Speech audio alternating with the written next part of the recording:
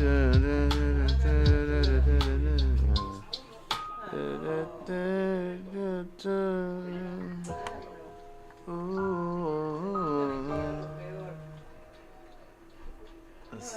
see, testing.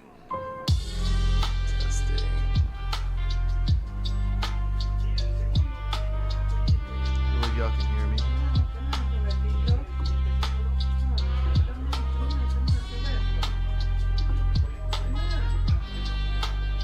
Welcome back to an evening edition of the Lion's Den live stream, where in this you could say episode or live stream, we're going to be featuring, and I've been itching to open this. I've opened already a Black Bolt Elite Trainer box. Now it's time to open up the Mega Evolution Elite Trainer box. And I have already opened plenty of booster packs, and I've even participated in some pre-releases for this set. And not bad at all, but I have yet to pull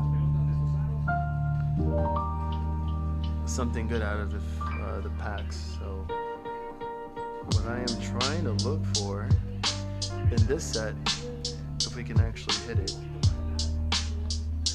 is some gold cards. Gold cards that look like they're covered in 24 karat gold. Let me show you an example of that. The set is absolutely crazy. Now here's one of them right here,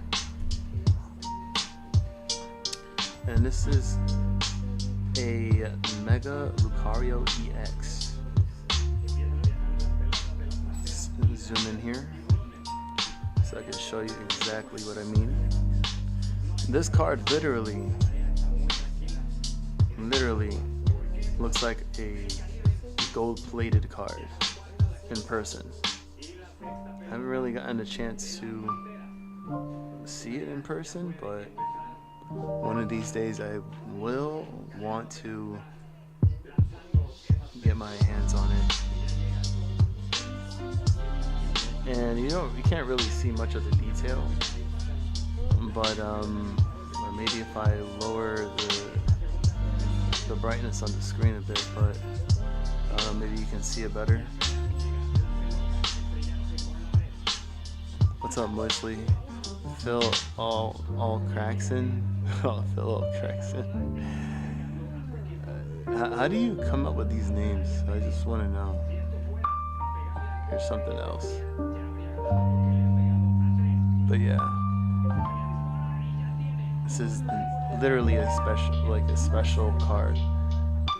Special, rare, and no, this is not a stream about Real Town. Where is that going, by the way?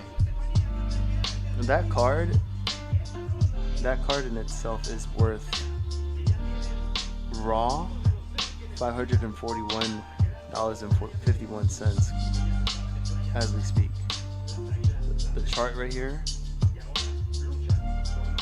it looks like it's been going through some ups and downs. It definitely went up for a bit in the beginning of this month to like about $700, and then it dropped back down to 530s, 550s. Graded on a PSA 10, going about $2,000. So let's see, I think about what you're wearing and then it comes to me.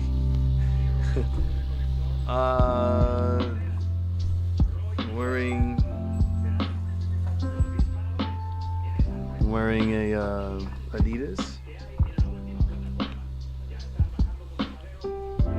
Guess you can say it's a tracksuit. but you don't need to know what's on, below there. That's private. Anyways, let's go ahead and get in with this opening. Oh, what is this? Oh yeah, it comes with a booklet. This is cool. Whoa. Wow, inside the actual the sleeve for the case, there's some art here. And I believe what we do is, I think, if it's possible, I think we can definitely open this up.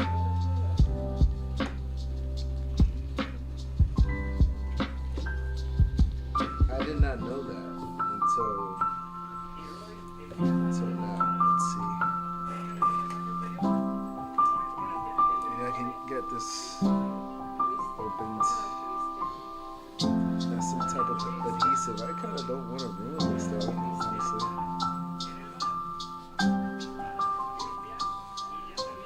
Oh, yeah. It's definitely got some sticky stuff on it. Not the sticky type that you think of, Moisely, and that you like to feel. But let me go ahead and try to rip this up here.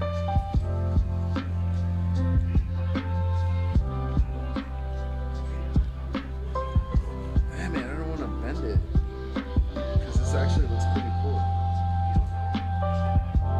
Of course, it has to have some type of blue thing on it, and I think I might have pulled something. Else. I don't know what it is, but let me see if I can get the sticky stuff out of here. Why am I opening up Pokemon cards? Because I miss the hobby. I got right back into it about almost 2 months ago. So I just wanted to experience it once again. And just get the excitement of pulling cool cards and shiny cards and super rare cards that are probably worth a lot of money. So there's a Venusaur, a Kangaskhan, Gardevoir, Lucario. So that's pretty cool.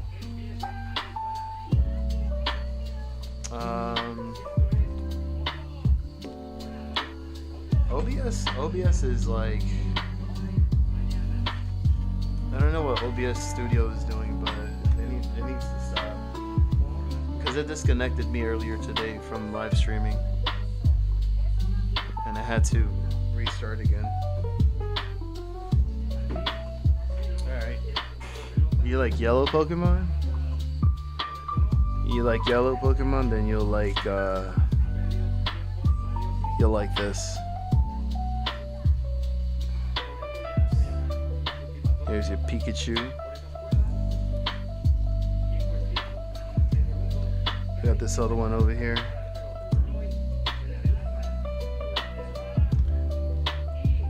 I can't tell you how many Pikachu cards are there in total throughout the whole entire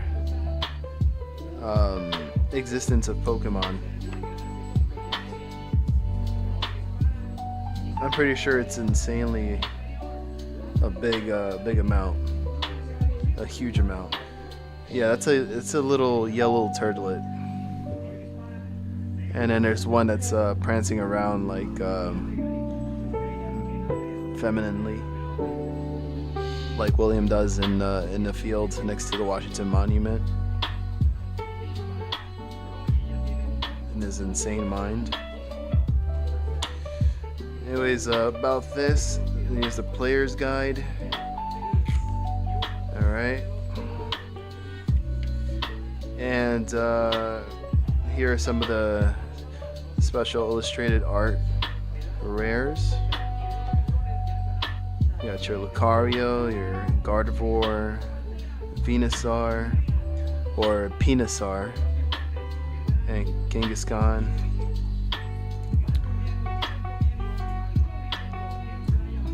There's 10 different Mega Evolution Pokemon EX, one for each type, along with more than 100 other Pokemon from across all 9 currently known regions of the Pokemon world. So these are the other ones that are expansion.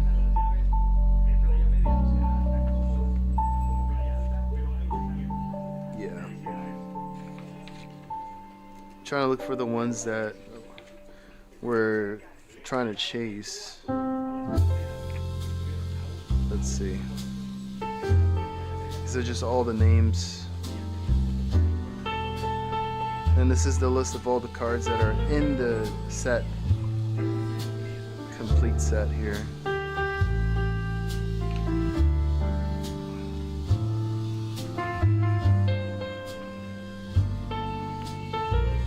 All the illustration rares.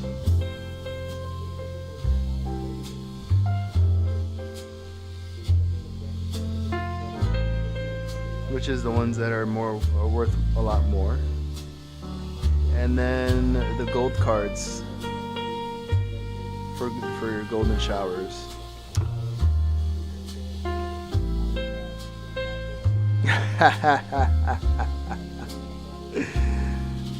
You're giving me ideas. I might just want to do that.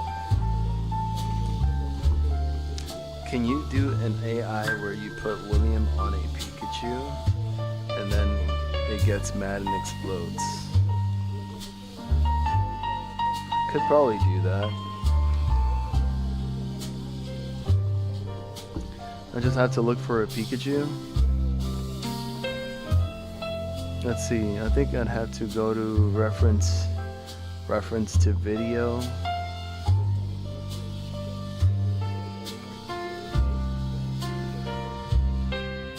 Because I'm currently not showing the desktop screen, so I'm just let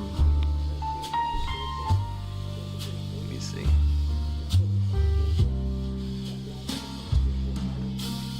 I'll eventually look for it right now.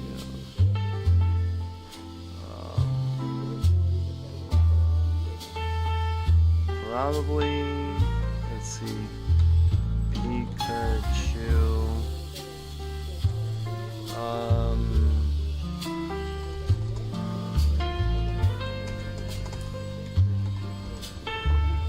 Pikachu Live.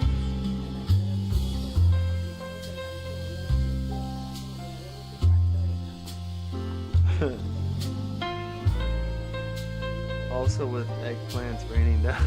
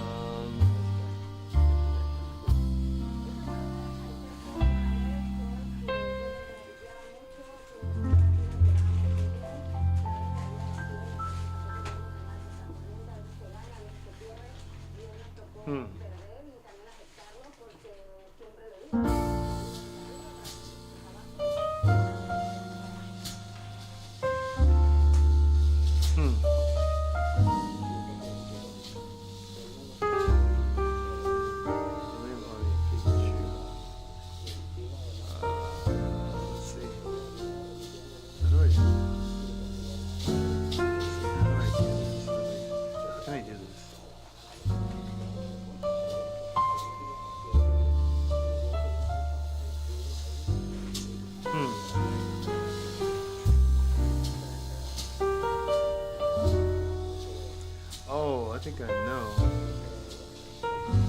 I think I know.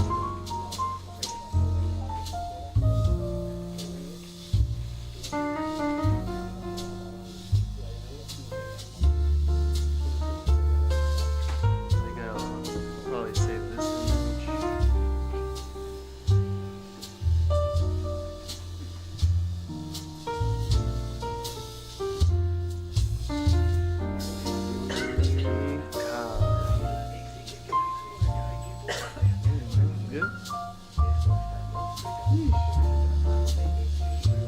Alright, then let's see.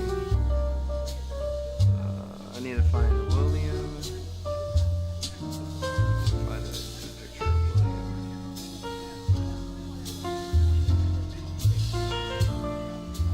Need a good picture of William.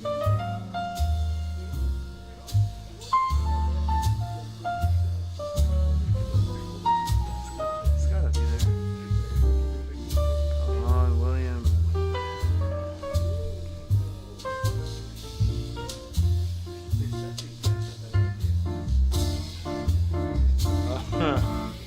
Okay, maybe this one is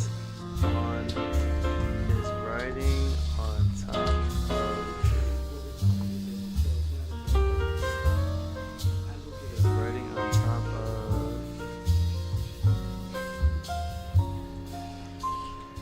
while it rains eggplants in the sky.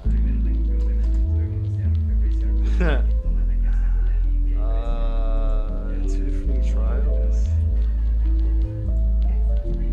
How much is that?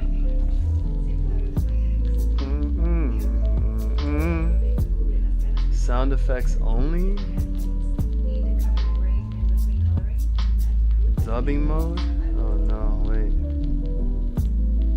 2 free trials. How can I create it? Oh wait, I can create it for 1 free. Oh, I got a free trial. Okay. Yeah, let me switch. Let me just switch here. How do I do this? Hold on.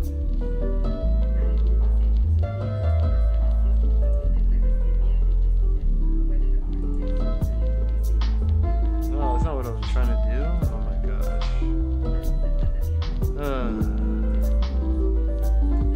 There we go. Let's see. So this is what I was doing with Gold Duck.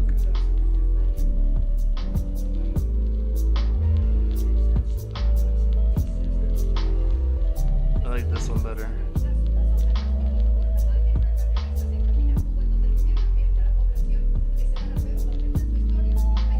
That was all AI created. Alright, let's see if this actually works. Oh my god. What is this?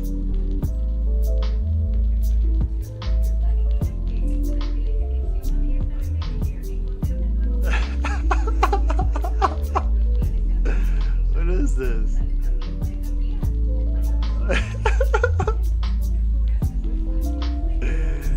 Oh no. I was kind of like hoping that it was riding on top of Pikachu, not like walking with Pikachu. Oh, you just see that? Oh boy. Let's see, maybe if I put while eating eggplants.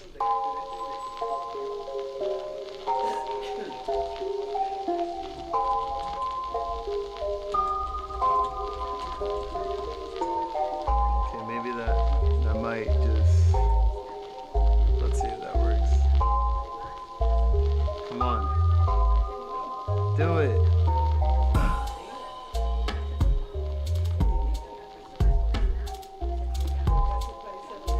There's not enough rail town.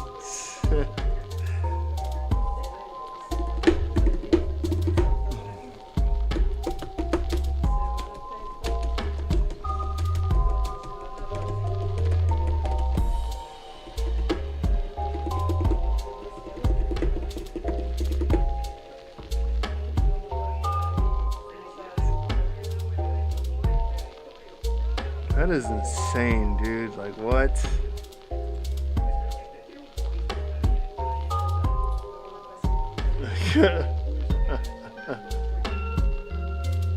He really has khakis on. He's styling, profiling like Ric Flair. Woo!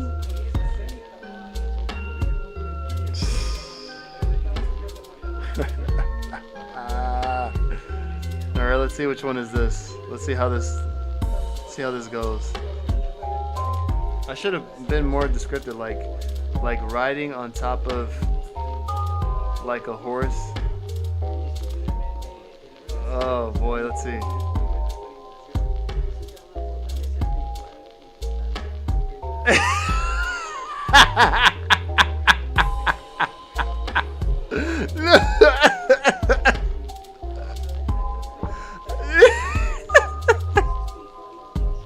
No way.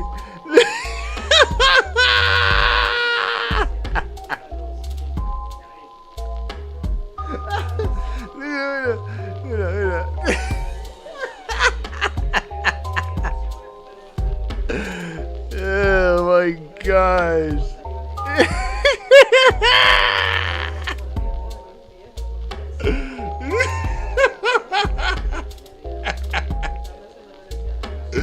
Bro, what is this? What is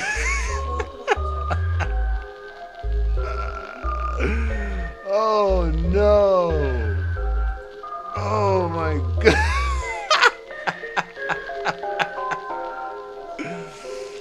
Oh, dude, that's priceless.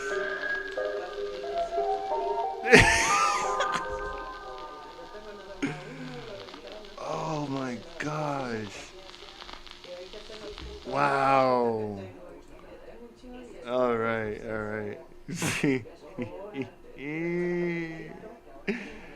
No way. That's insane, dude. So juicy. He does, right? He does look like a Paul McCartney. That is wild. Oh my gosh. AI is going to hell. AI is going to hell, man, for that. Woo!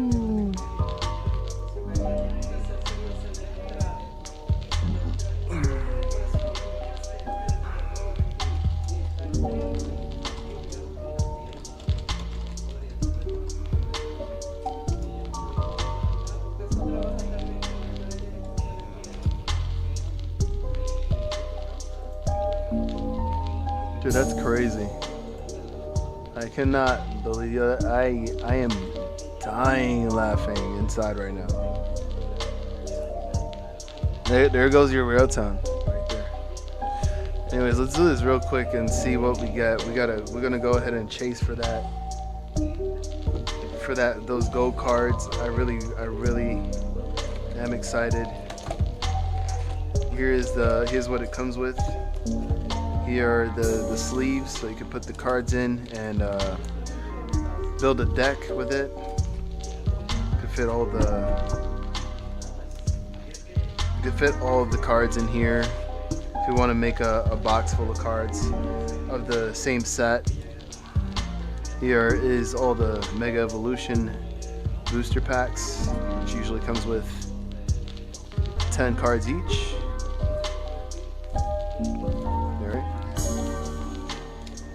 Alright. What's that? Here is the promo card. The promo card, which comes with a Riolu. I think that's what it's called, a Riolu or a Riolu. Full art, illustration art, promo, rare card, which I'm going to be sleeving in a bit. I'm going to leave that on the side. Our quiet zone. Whoa. Bling, bling, bling. Let me get all these cards out the way. There's so many. Such a mess.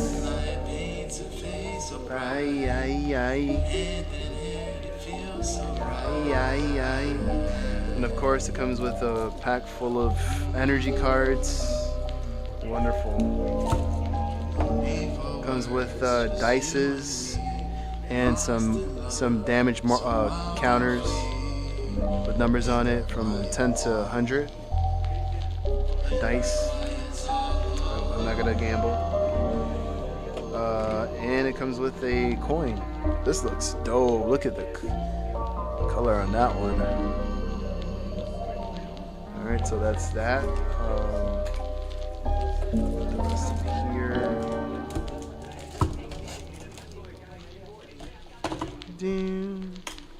And let's try this out. Actually, no, leave this on the side. And no, you know what? Let me just leave it to the side. I'm gonna leave it right here. Whatever cards we get, we just put the bulk in there.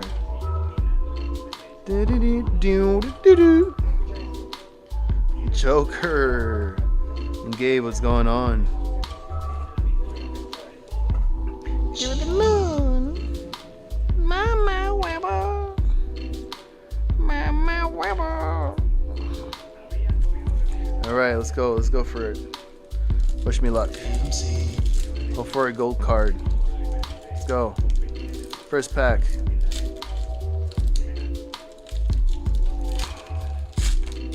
Green candles go boom, boom, boom.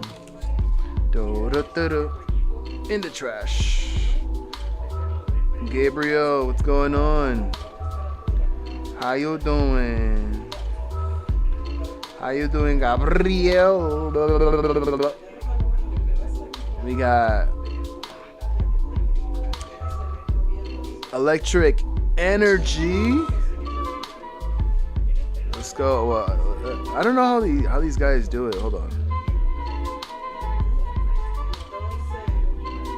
I'm opening this box of Mega Evolution.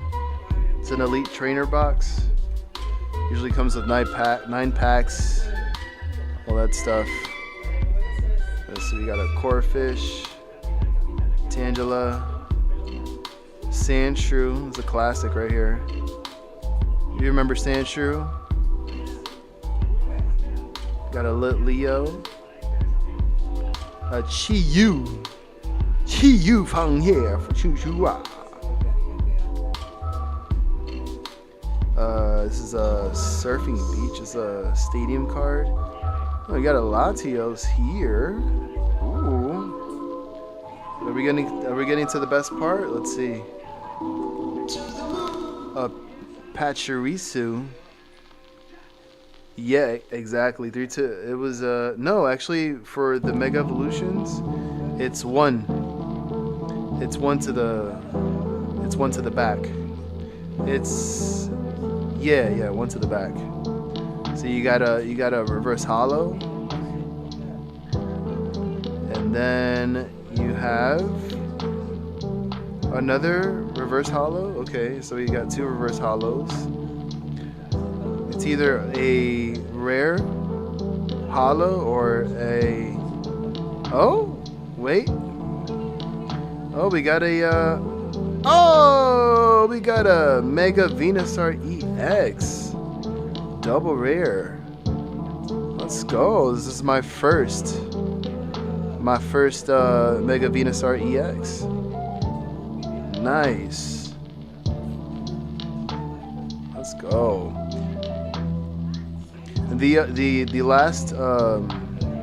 The last sets like Black Bolt, White Flare, Surging Sparks, Twisted Masquerade, Twilight Masquerade, and others. There are 3.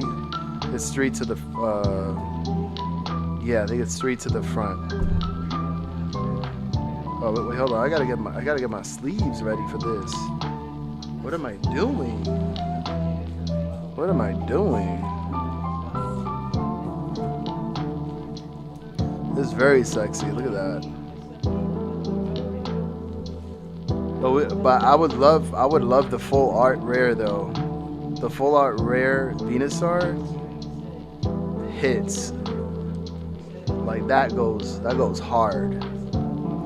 That card goes hard. I don't know if you've seen it before, but it goes hard. Alright, so there goes a Venusaur here. I will show you right now. Let's see. Where's that full art at? Let's see, here's the Bulbasaur, which I actually have in Japanese in my binder. Then they got the Venusaur, the Ivysaur. And let's see, where is the Venusaur? Here it is. The Venusaur full art illustration rare. Right there. Dope card. And these are the ones that are more expensive, and they're like the special illustration art rares. The big bangers though, the big bangers are these. The gold Gardevoir and the gold Lucario. They literally look like they're covered in gold, and it's love it. But I can't believe you love seeing that. I love seeing people open up packs, and especially the classic ones. Especially the classic ones and the original base sets, the gym heroes, the fossil set, jungle set. And as a matter of fact, look, I have one of them right here. From the Team Rocket set from 1999, from 2000 actually. It's a Golduck, dark Golduck. The condition is like I got this from somebody else, so there's a little bit of a wear on the edges, but yeah, man, this dark Golduck, this also goes hard too.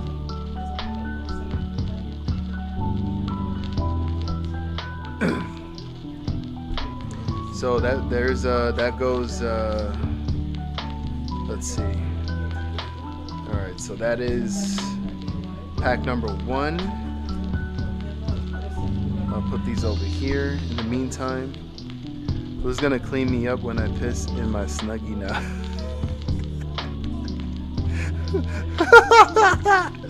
William will do it. Oh my gosh. Alright, let's go for the second pack now. Gotta be careful with the way I open these packs. I gotta open with special, tender loving care. Make sure I don't fumble with it, mess it up, because that'll be bad. Alright, so you got the promo card, and this is the code card for the game. So just put that on the side. Me tonight. Oh, what?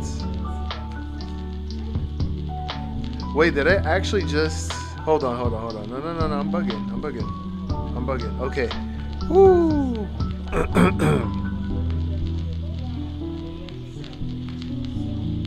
Okay. Here goes the second pack, guys. All right. It's Fighting Energy. We got Corphish again. Remember, we're going to see a lot of repeats. We got Fearow. There's a classic Pokemon from the original 151 Pokemon. Fearow, the evolved form of Spearow.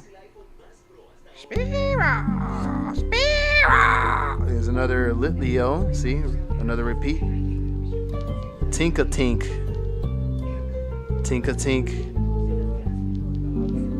We have Inteleon, little cool water lizard with a mohawk. Strange timepiece. We got a Shuckle. I think Shuckle was either the second generation or third. Might have been the second generation. Shuckle.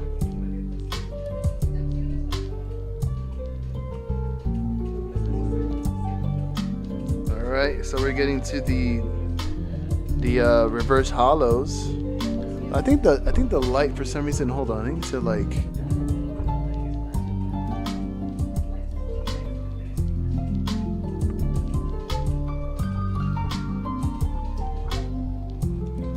I think that's better now. Noted. Alright, here goes another reverse hollow. This is a Volcanian. I'm trying to see how it looks like on the screen. See if it looks good. I gotta get a better camera too.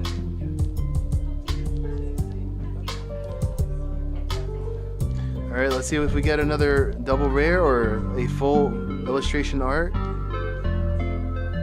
And we got just a regular rare. Okay. A Claw Witzer. Alright, so just a regular rare card. Rare hollow. Nothing too fancy. Alright, so that's... There goes that pack. It's pretty. Pack number 3.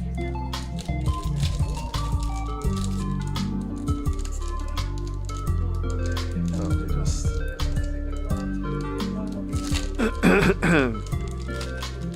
Johnny just randomly coming into the room. What are you doing? I'm opening packs of Pokemon. I'm opening another box. Goes the code card. Put that energy to the front. We got a fire energy to start for the third pack.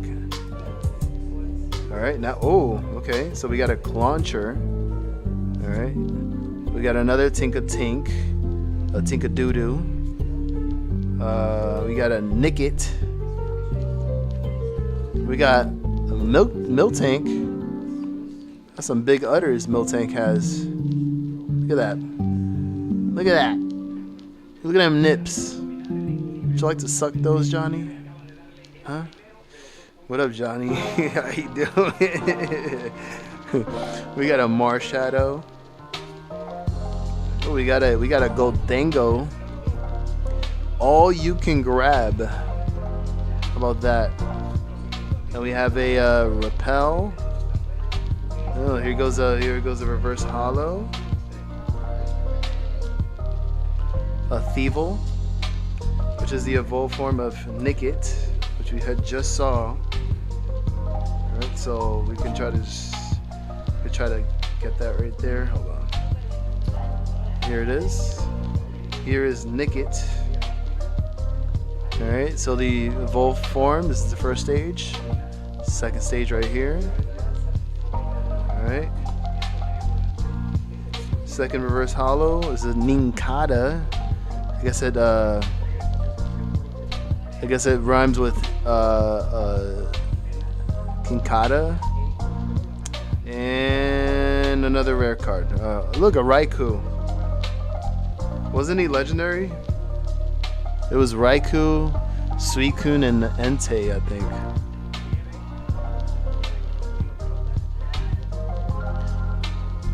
He usually goes hard too. I'm just playing, dude. You already know. I'm pretty sure that milk tastes good though. Nice and pink like strawberry.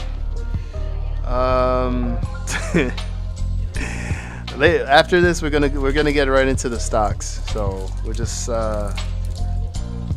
give me a moment while I bask into this experience in hopes that I can pull that gold card. How's everybody doing so far? Johnny, how's work? Did you just finish or are you going back home? Let me know what's going on. You probably also collect Garbage Patch doll cards? No, but I do remember those cards though. I do remember. They were so dirty. Oh, okay. Delmise. Looks like a wheel with a anchor. We got a Croagunk Crow Gunk. We got a Delibird. This Pokemon is a classic. I think it's from I think it's 2nd or 3rd generation. Oh wait, hold on. Oops. We got a Spoink. How you like that Spoink? Yeah. Let Daddy spoink you so hard. Spoink. We got Celebi. Celebi I think is legendary. I think so. Crawdaunt. We got a Stadium card. We got a Chi-Yu in the reverse holo. We pulled this card already on the first pack, but this is the reverse holo version of it. Another Crow Gunk, but reverse holo, and Xerneas, rare holo. Alright, I guess.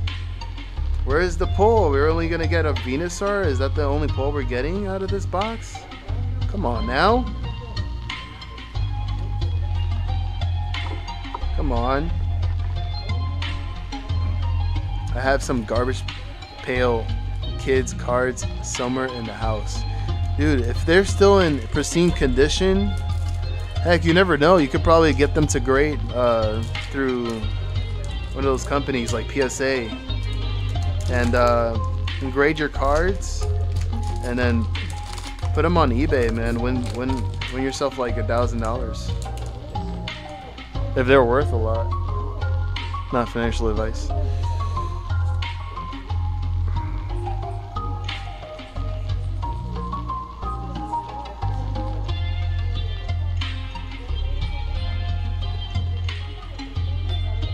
I just peeked a little bit. Alright, so we got water, energy. We got a Baneri. Baneri, look at the Baneri. So cute. Yeah. We got another Delmise. A Numel. Oh.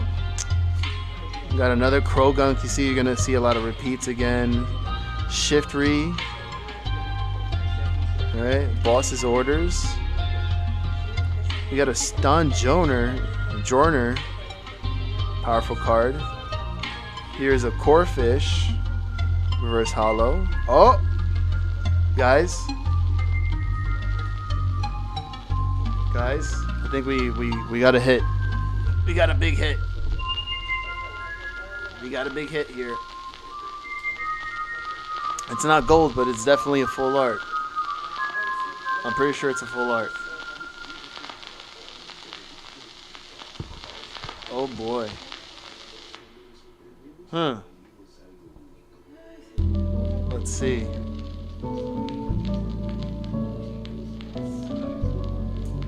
Oh. And it's it's one gold star, so it's definitely a good rare card. Alright. Now for the reveal. Man, I need some lights here. I need some lights. How can I do this? Alright, hold on. Usually gold stars are rares. No! Don't you dare. Alright, let's see if I can... Give me 1 second. Where's my pen? I usually have a pen that has like... There's a pen that comes with like a little flashlight.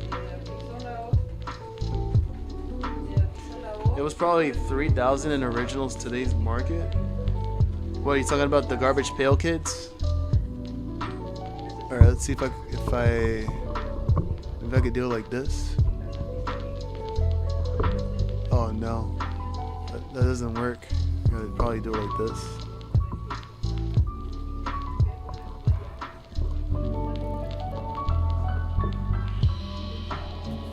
Okay, maybe that might work, that might not work. I'm not too sure.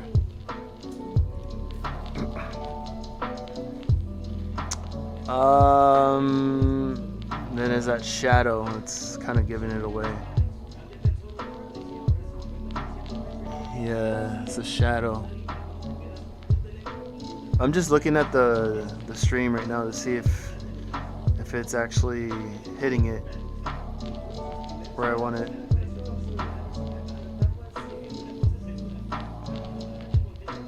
Now the Pokemon cards I gave to... Oh, no. Alright. Okay, that's a bit shiny. Alright, here we go. I'm gonna reveal it like this anyway, whatever. And it's... Oh! Dude, it's a Spearow.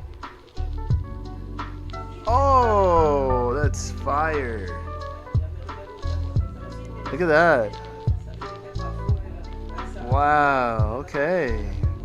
That's my first Spearow card here. Illustration rare. Look at that.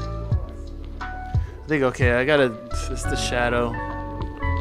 If I did it the other way, maybe?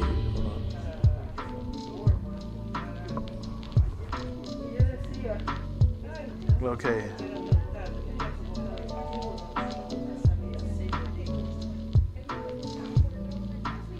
How's it look?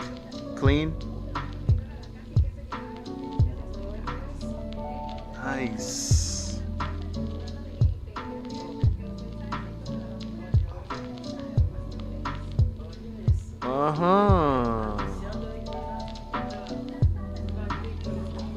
Alright, so as soon as that happens, you always inspect it to make sure that there's nothing funky going on, that it's clean, looks good, brand new.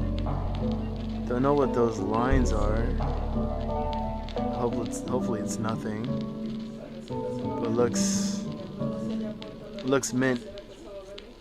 Looks mint. Yeah, it looks very smooth. So just slip that in there. Put it in her butt. Slip it in there. Slide it right through that plastic. And that's it. Very nice, very nice. Alright, so far so good. It's not the illustration rare that we were looking for, but that's better than anything. Now for the fourth pack, I believe, very smooth. And Spearow being one of the first 151 Pokemon, the original. All right, he goes number. Wait, hold on. 7, 8, 9. So no, wait. I think I opened 2, 3, 4, 5, 6. Oh wait, really? 7, 8, 9. No, 6. Wait, what? 1, 2, 3, 4, 5, 6. Wait, does this come with like 9 or 10 packs? I didn't even count. Whatever. Alright, so Leaf energy, hold on. 2, 3, 4, 5, 6. Okay, alright. 7, 8, 9. Oh, so it's 9 packs. Let's see, let's go ahead. Actually, hold on.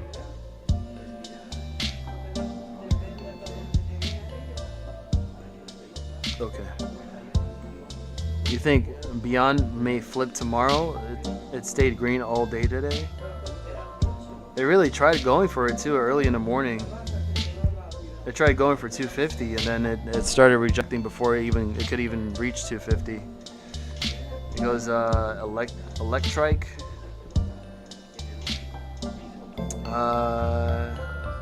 This lighting is good actually. I think this is fine. Let me just see how this looks like. 1 second.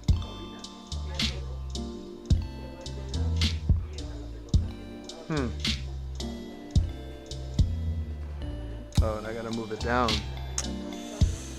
Hold on. I don't want to move it and then all of a sudden you guys see my junk. I don't need you guys looking at my junk. In the trunk. Junk in my trunk. Junk, big trunk. Yeah.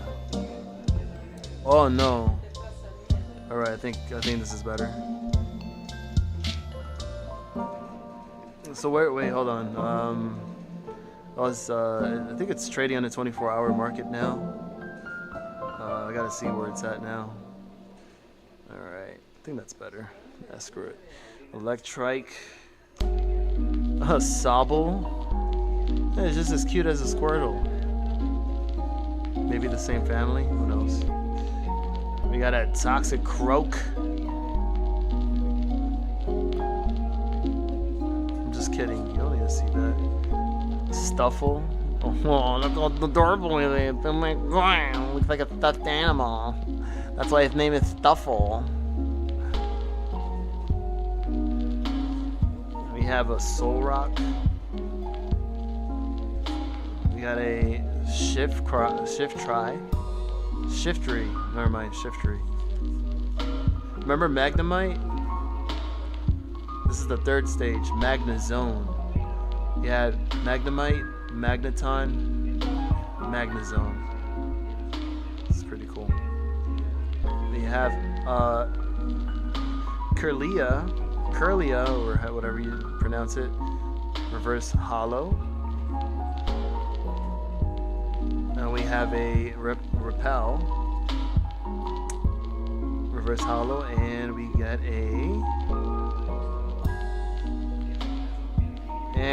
just a regular rare Cinderace, which is actually a pretty cool card. Not gonna lie, it looks pretty sick. Is this too bright or what? I'm just looking through the stream and see how the quality looks. Because if anything, I do need to get a new camera. It sucks.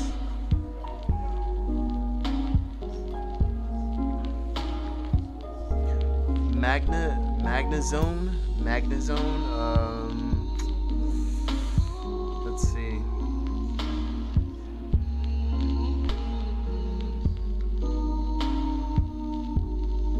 He's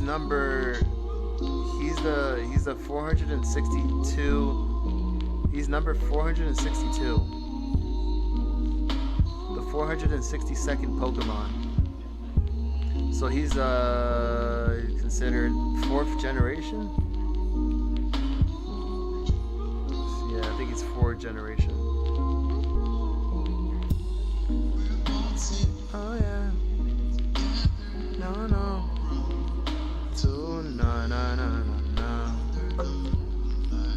Baby, by side, baby,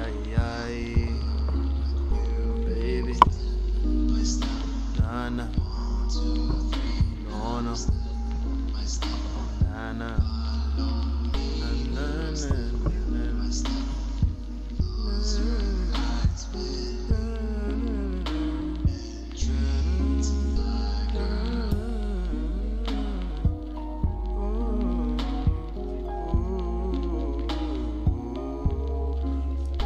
You're 494? Yeah. Facts.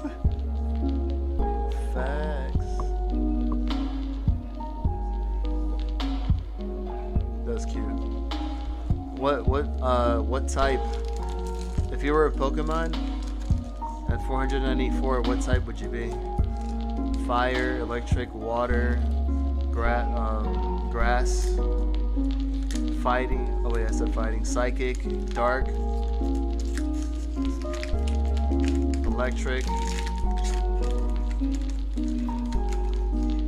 Which would you want to be and why?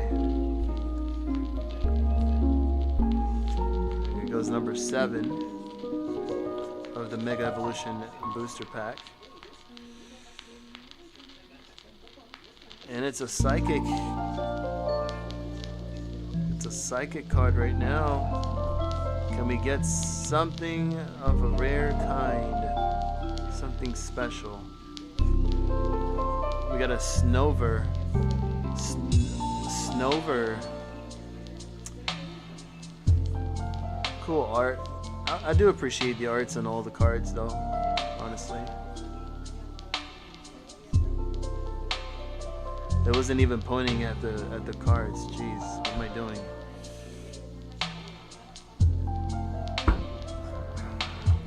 See if I move a little closer. Will that make? You know what? Let me take the light off. Psychic. And that's funny because I had just pulled a psychic. I was really.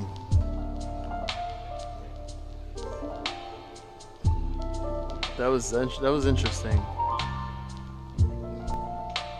You're probably psychic because there's no way I pulled that. I pulled the psychic energy and then you said psychic at the same time. All right. Now we got a Deli Bird again. Remember we got repeats. Toxic Croak again. Crawdont again. Iron Defender, but just normal. Another Soul Rock. Hey, you remember this guy? Lieutenant Surge. It's one of the original gym leaders. One of the first gym leaders. And his specialty is electric. He had that Raichu. That's pretty dope. Oh, look at that. We got a Bulbasaur. We got a Bulbasaur reverse holo. Oh, okay. There you go. Oh? Oh, I think we got an EX. We got it. Oh. Oh. What is this? Hold on. We have an EX card, a double rare. Let's reveal. What could it be? And it's a Mega Lucario. Oh, say word. We got a Mega Lucario. Look at that. Look at the way it shines. Wow.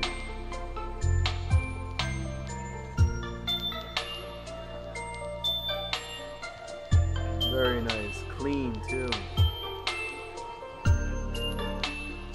Wow. Nice. The back looks clean too. Looks centered. Looks centered as well. Very nice. Oh yeah.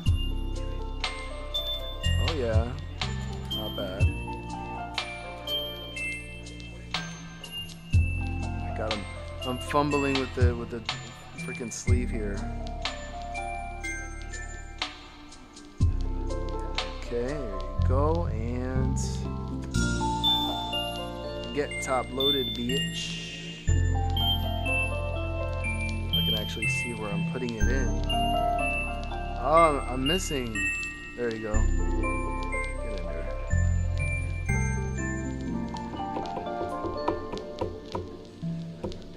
Very nice. All right. Not bad, not bad. I don't know. We got 2 more packs. Could it be in one of these 2 last packs? We're gonna go through them real quick because I think it's just gonna be more repeats after that. So let's just go through it real quick. Number 8, pack number 8. Here we go. And energy is fighting energy. Okay. All right. Come on. Let's see what you got. We got a Gimme Ghoul. Gimme Ghoul, that little tiny little thing in there in the chest. The only thing he could do is just bitch slap you, and that's it. We got a sizzlepede. We got a Nuzleaf. Alright, we've seen some. Oh, Sandslash. There goes another classic Pokemon, Sandslash. The evolved form of Sandshrew. This is the number 28th Pokemon. Number 28. We got Wally's Compassion. We have a Pyroar. Number 668. Oh, we got an Executor. Pokemon number 103. The evolved form of Execute. The 5 Webos. No, the 6 Webos. Okay. This goes hard too. Oh, we got another Cinderace.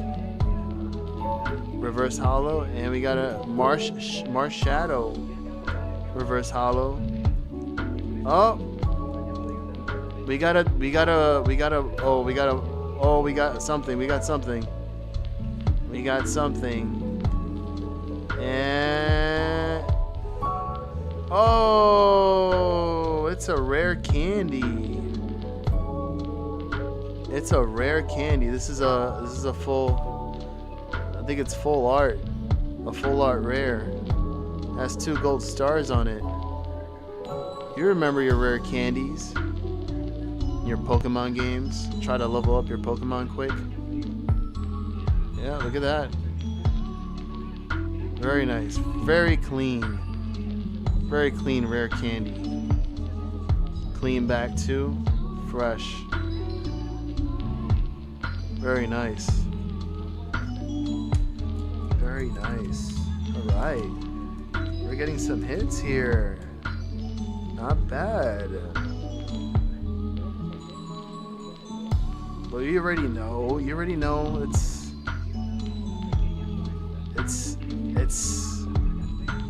not the greatest, because ultimately what we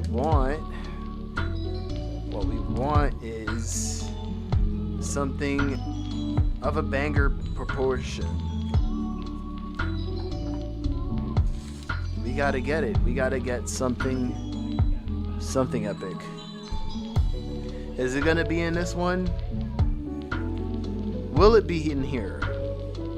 Will it be a gold Mega Gardevoir EX? Will it be a Mega Lucario EX? Gold plated. 24 karat worth $3,000. No, I'm just making that up. And it feels a little bit heavy, honestly, in my hand. It feels a little heavy in here. Sometimes weight does matter in these packs, the way it feels. So we're gonna find out right now as we open the last 9th pack of the Elite Trainer Box Mega Evolution set. And after that, we're gonna talk some stocks, as promised, as usual. What energy do you think it's gonna be behind here? I'd say fire. Oh, it's a steel. Some people call it metal. I'd say steel energy. All right, let's go. We got a C-Dot. Look at that nut. That nut likes to take a nap all the time. Let's go. We got a Ralts. Got a Ralts over here. We got another Stuffle. Another Sizzlepede. Another Shuckle. Risky Ruins. Houndstone. Okay. We got a Stone Joiner. Reverse Hollow. We got a Heliolisk. Reverse Hollow. And we got a Kyogre. Damn, okay, well, That's it. Those look clean though. Look at that. Kyogre is the 382nd Pokemon. So the 3rd gen. It's a classic. It's considered a classic. Alright, well, there you have it. There you have it. Done with that. Done with that. Get all these energy. Wait, was this part of it too? Hold on.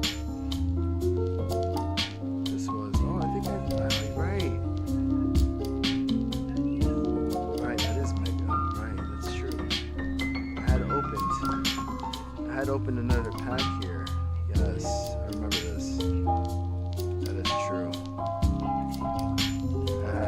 I had opened another pack previously of Mega Evolutions, and it featured here this card, and then it came with these. Look at that, Jinx, number 124th Pokemon. You got Onyx, the 95th Pokemon, Eascue, Spiritomb, Garganackle, nice Mystery Garden Reverse Hollow, Nickit Reverse Hollow, a Rock Ruff, very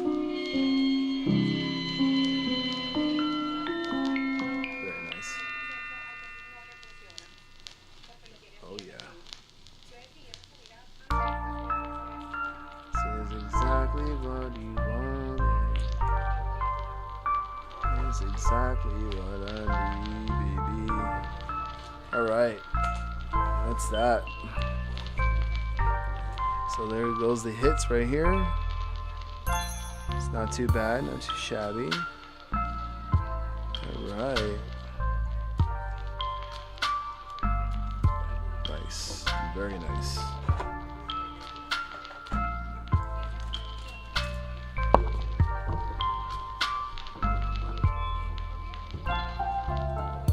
Alright, y'all. Let's go ahead and let's talk some stocks.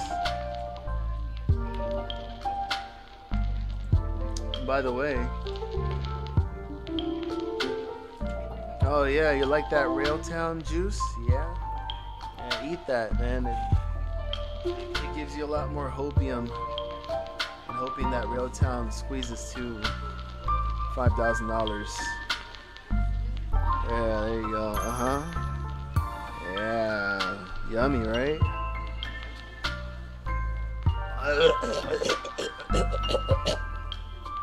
Anyways, in other news, check this out. You got Nvidia. This was posted by Watcher Guru 7 hours ago, of how Nvidia announced their partnership with Palantir. What? No way. Really? Oh, snap. Crispy just said, BNMR, check it out. Oh, dude. Haven't seen Crispy in a minute.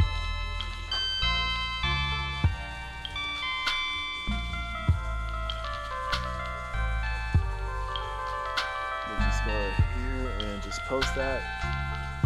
But here's what's funny though. Here's what's funny. Give me 1 second. Then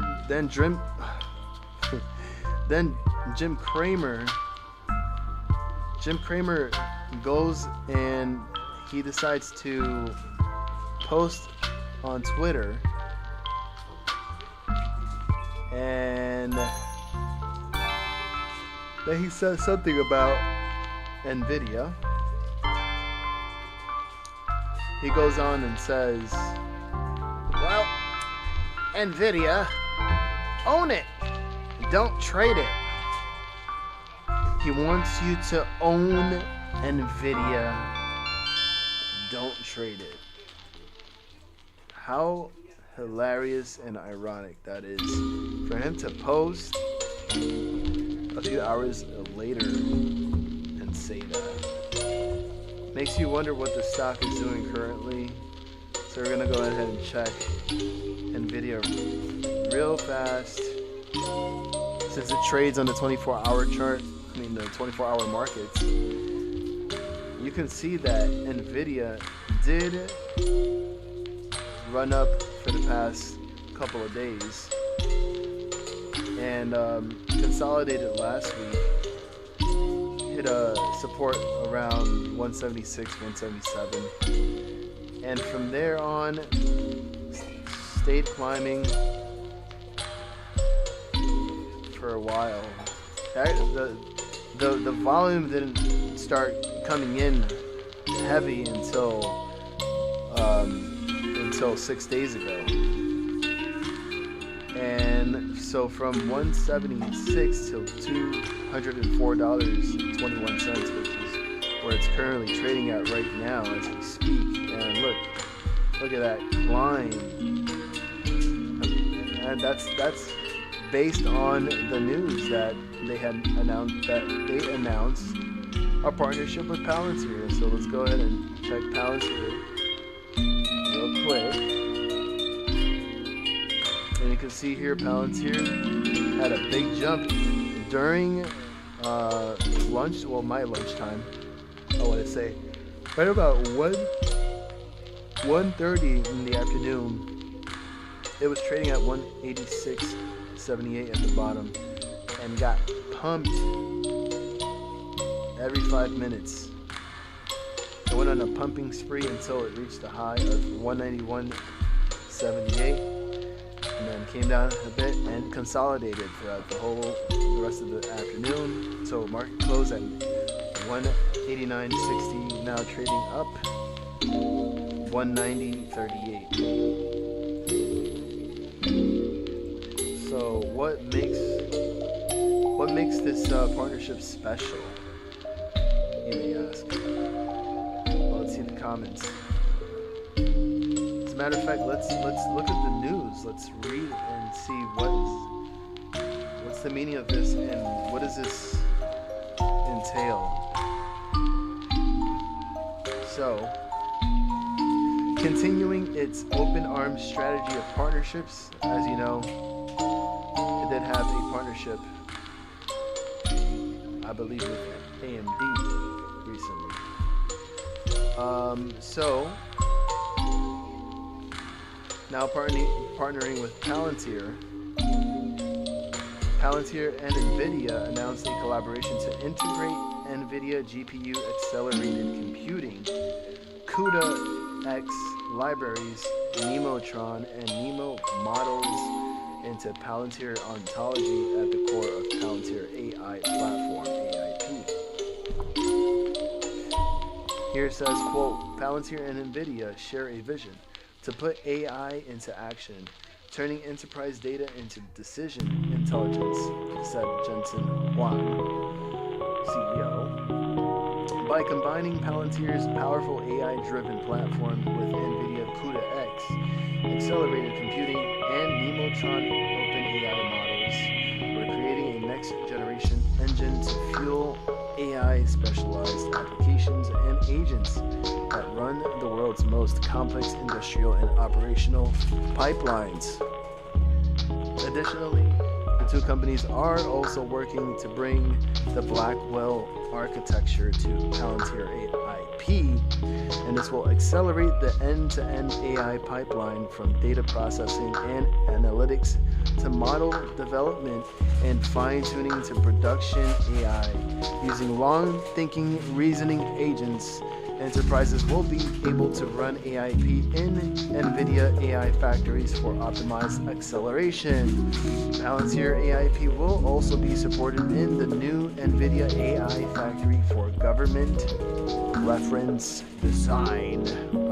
announced separately today. And on a side note, can you believe that Western Union is to launch a stablecoin on Solana in 2026? It's just coming in at around 12:55 p.m. Eastern Time with this news, which is huge. So per Western Union's Tuesday announcement, the US dollar payment token, or USDPT, will be built on the Solana blockchain and issued by Anchorage Digital Bank. The digital token is expected to launch in the first half of 2026, and customers will be able to access it through Western Union's partner exchanges. The Solana Layer 1 blockchain network is home to plenty of successful stablecoins, and Western Union's coin would arguably be one of the most important ones out there. It says here, we are a long way from the telegraph, but the idea of connecting people and using technology to do it is deeply in our roots for 175 years. President and Chief Executive of Western Union, Devin McGranahan, and quote, moving into digital assets and stablecoins is just the next chapter in the long journey of connecting people through technology. Everybody is jumping on the bandwagon into digital assets, all of these banks. And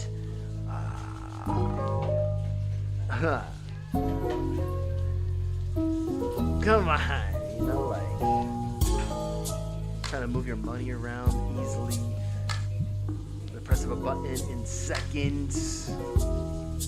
You're gonna be worried about using paper to fill out, send money, and letting that money get sent to another country for weeks and weeks until it gets there. Oh my God, why is it taking so long? I don't have money for food. Oh my God, look out, because now they're moving into blockchain, they're moving into a Solana network, where when they both have this application and they're using this, they're not going to worry about that, because they're going to be getting that money in seconds. Of course, with some fees, because you know they need to get paid too. But this is big. This is huge, in my opinion. And obviously not financial advice, because I'm not a financial advisor. And all investments are your own decisions. So conduct your own research, do your own due diligence, and always seek a financial advisor licensed. So not only that, look, you got Citibank, Coinbase partner to improve stablecoin utility, crypto adoption. But I want to read this part here, and it says that stablecoins have dominated the finance sector in 2025. Several top financial institutions have backed the industry and are launching their own dollar-backed coins, including Bank of America and JP Morgan. Western Union is one of the world's oldest payment networks, building the first transcontinental telegraph line in 1861. The company's dive into the stablecoin industry would usher Western Union into yet another financial revolution, keeping it relevant in a growing industry.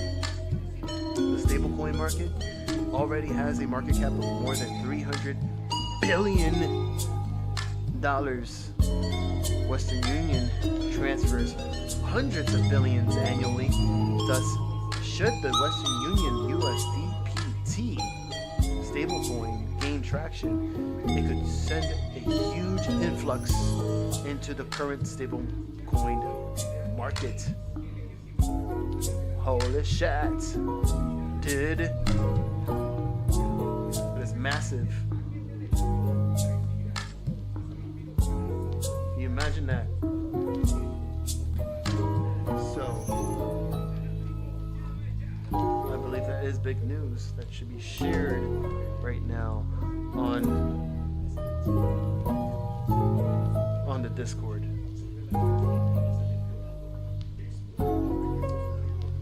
Anyways, let's see. So,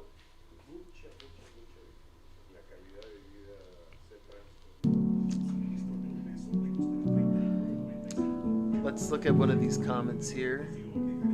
Let's feature a comment here. Big Brother is watching you, learning from you, and digitally cloning you. They can predict what you'll do next. Whoa. In that person's opinion, of course, not my words.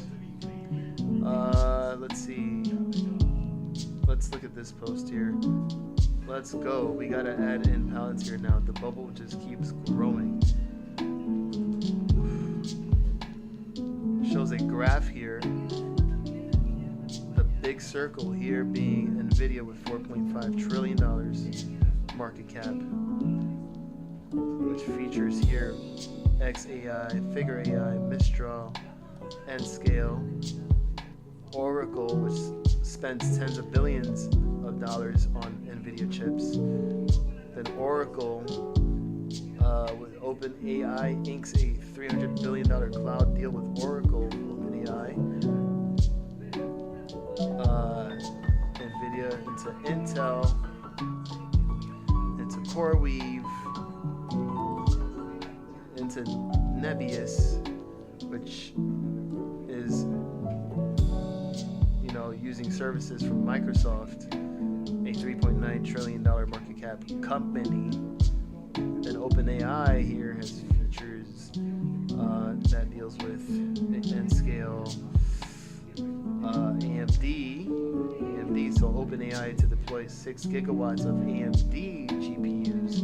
AMD gives OpenAI option to buy up to 160 million shares. Then they have AnySphere. All right, remember AnySphere? We haven't talked about that stock in ages, but I remember somebody talking about Any before. Any, are you okay? Any, are you okay? Are you okay, Any?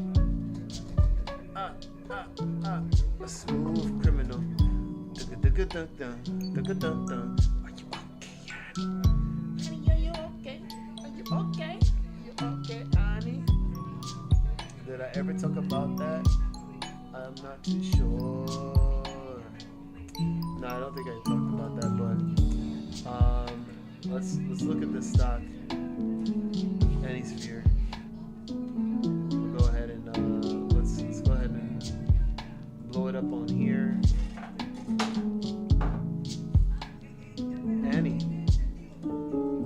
AnySphere. Sphere 3D Corporation. 74 cents, almost 75 cents. 75-cent stock. What is it doing at these lows? October 17, Sphere 3D announces a warrant inducement transaction for $4 million in gross proceeds. That was the last news. With a market cap of 21.29 million. Got a shares float of 26.45 million. It's a small float, in my opinion. Small floats tend to thrive in big volumes. So, what if?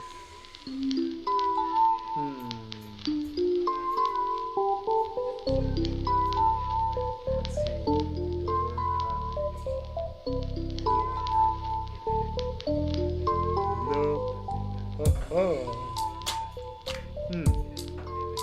The last high was at about $1. Around $1.04, May 20th. The last high before that went as high as $1.26. Not a lot of movement, but it looks like it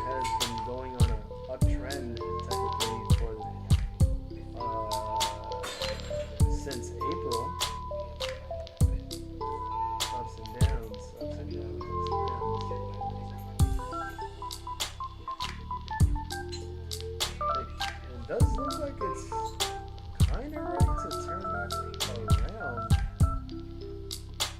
Might be wrong here, but there is a 920 EMA bear cross, but that can always change and then turn back around.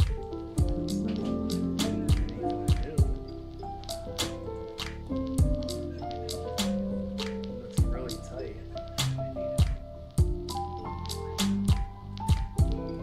Look at the stats on FinTel. Maybe you can see something about that here.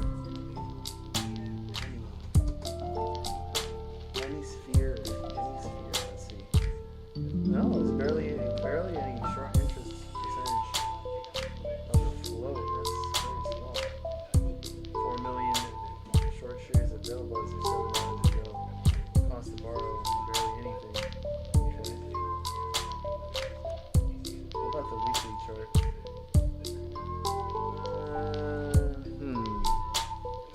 Double bottom. Coming in.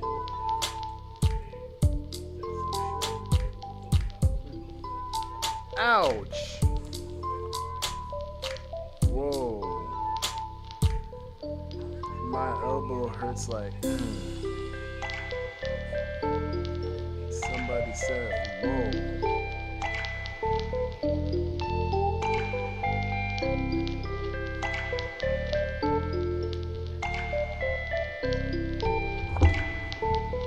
Really? How come nobody says anything? Oh my goodness.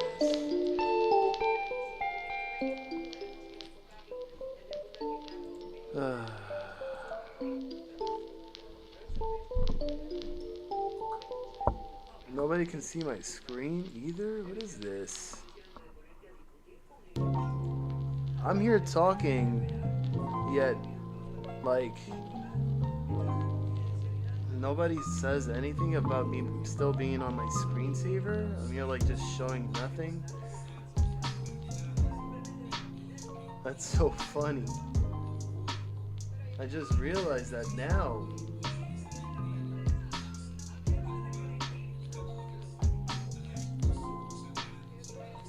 I feel like, oh my gosh, I feel like I was like reading a book, telling you guys a story, and you guys can just picture it in your head visually as I read you a story of how a stock looks like right now.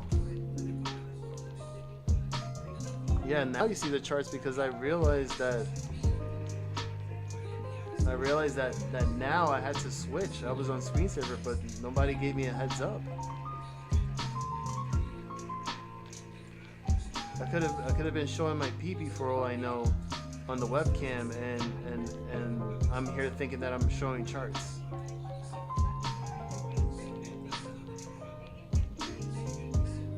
Well, not really.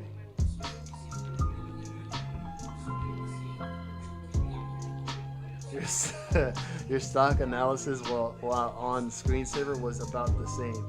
Okay, all right, I'll give you that. Sure. Thank you. I'll take that as a compliment. Yeah, where are the mods? Where are all the people with the wrenches on there, huh? Oh wait, I do see people with wrenches on there. Y'all had one job.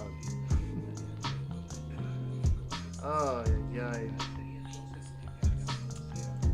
Alright, so I guess I'm gonna have to start the stream all over again. I'm joking. So quickly,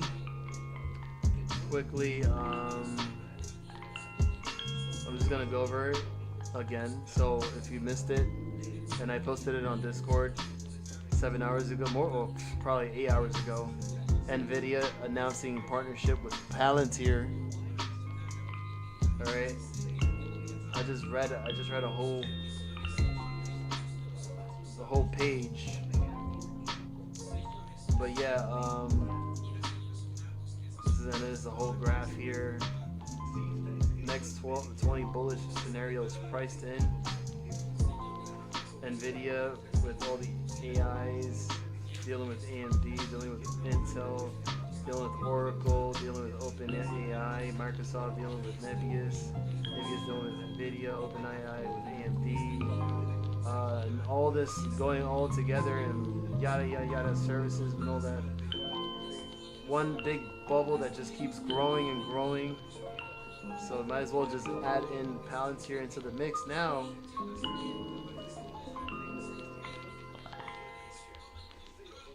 Maybe a bubble, maybe not. I don't know.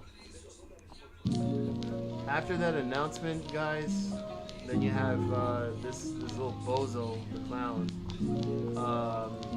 Jim Cramer, here saying, Nvidia, own it, don't trade it.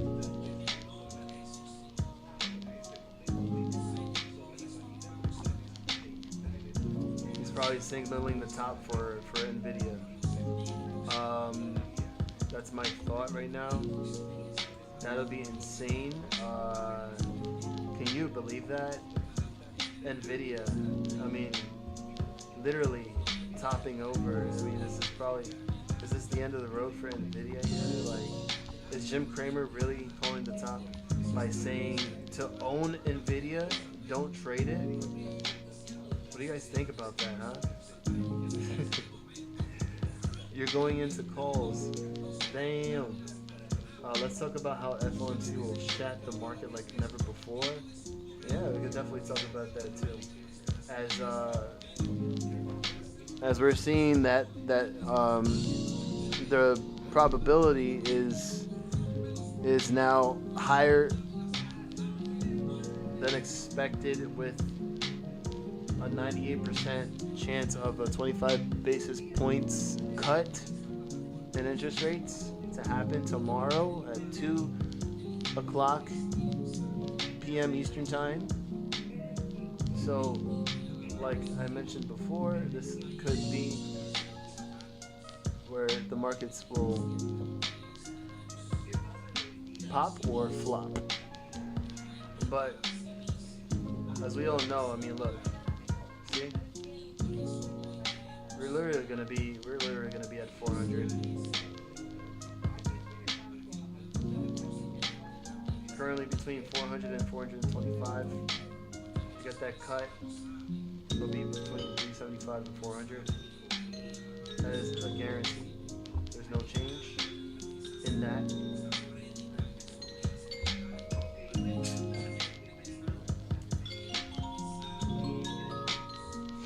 Listen to this post here. But what if the Fed don't do a cut? I mean, there's no avoiding it. It's already priced in. There's a lot of things that are being priced in right now. And as much as Powell, in my opinion, maybe in my imagination, doesn't want to cut. He wants to keep it a little bit more inflated. He has to do it. He has to do it. Jim Cramer. That should be his name, right? Jim Cramer. But then again, you have William creaming over eggplants and biting into them. And not as a hobby, but as a lifestyle.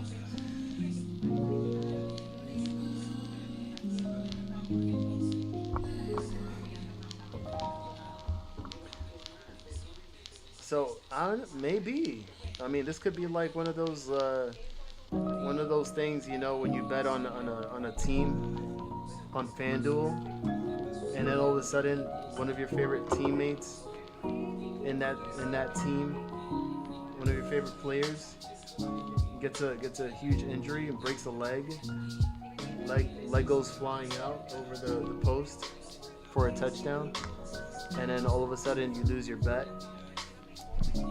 Things like that could happen, right? If it could happen in sports, it can definitely happen in the market.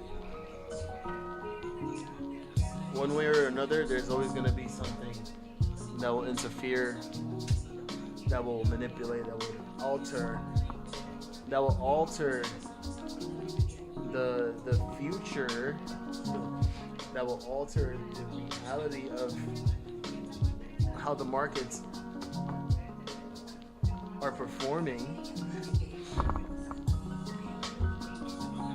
So if Jim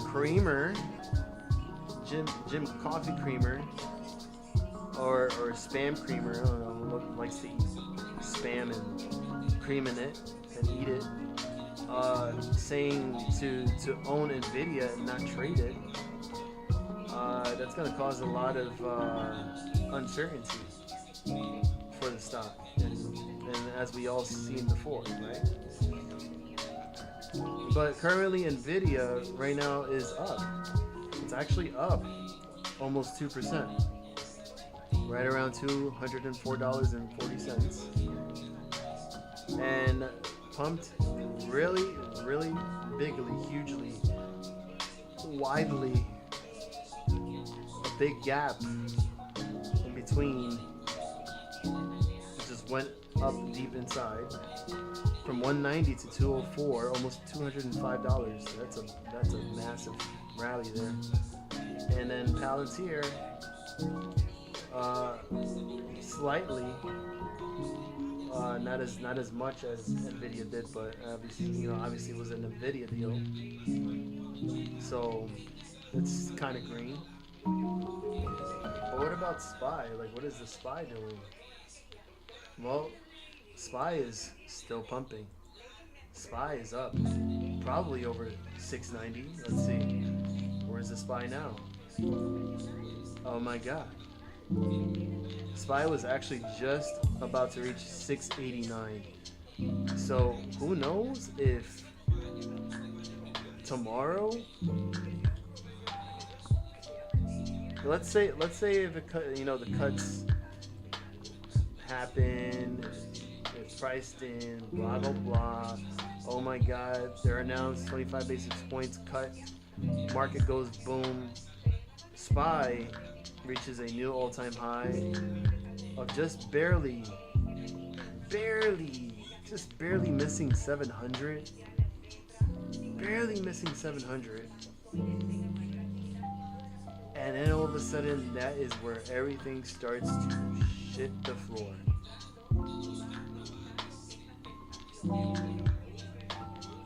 How many of you think that 700 is the cap? That is the pinnacle, the tippity top of the market as we know it, where it will all come crashing down. How many of you think that is the possibility? That is the case scenario for tomorrow?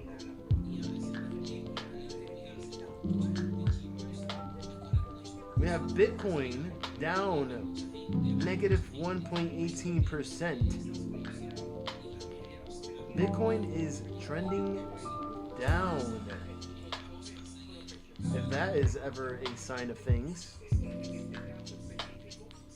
Because in most cases, when we usually see Bitcoin down very heavy, it's because something is bound to happen the next day.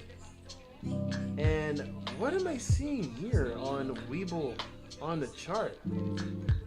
What a huge wick that happened to yesterday, actually. Right around, I want to say, what is that? 1, 2, 3, 4, 5. So that's 5 o'clock in the evening, Eastern time. There was a huge wick of Bitcoin from the top of $114,628 to $107,405. That is a random, but wow, like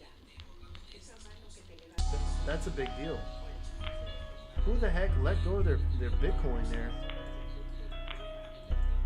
Unless that's a precursor for things to come tomorrow, where Bitcoin all of a sudden starts to tank all the way to 107,000, maybe below that.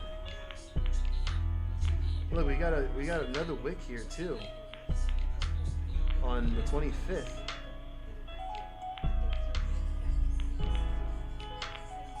That's wicked. Wicked. Very wicked. Very wicked indeed. Didn't see anything like it before. Anyways, let's see. How much different with the graph and charts?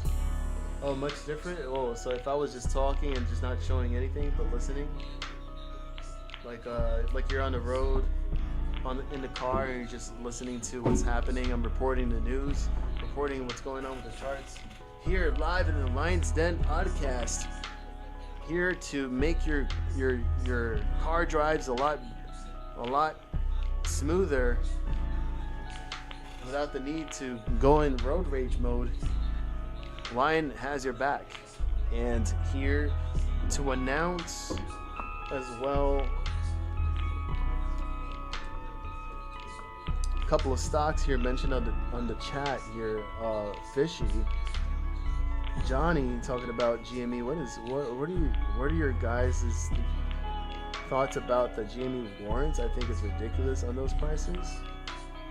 It's not ridiculous on those prices.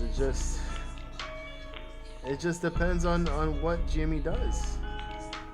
The whole point, and we've talked about this many times already, it's like options, and those warrants need to be exercised once GME, the stock,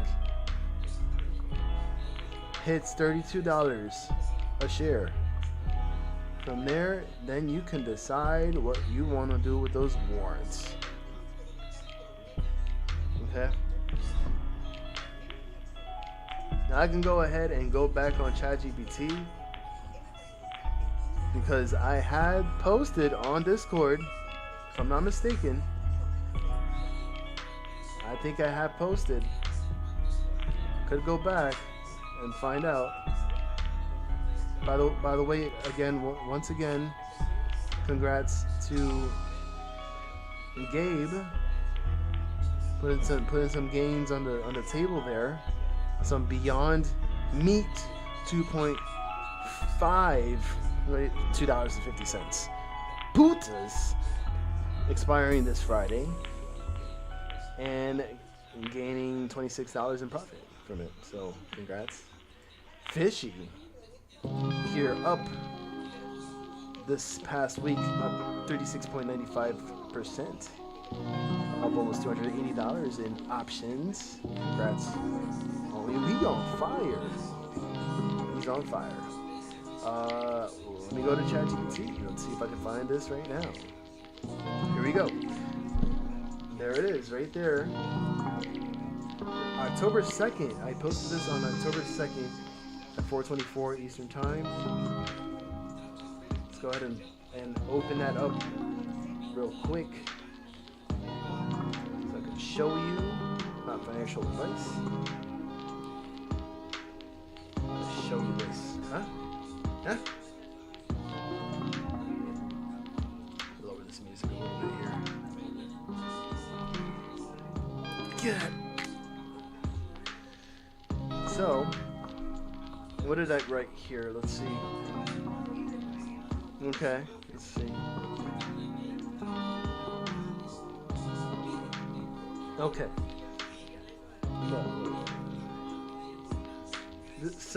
I think somebody had sent this to me. I forgot who it was.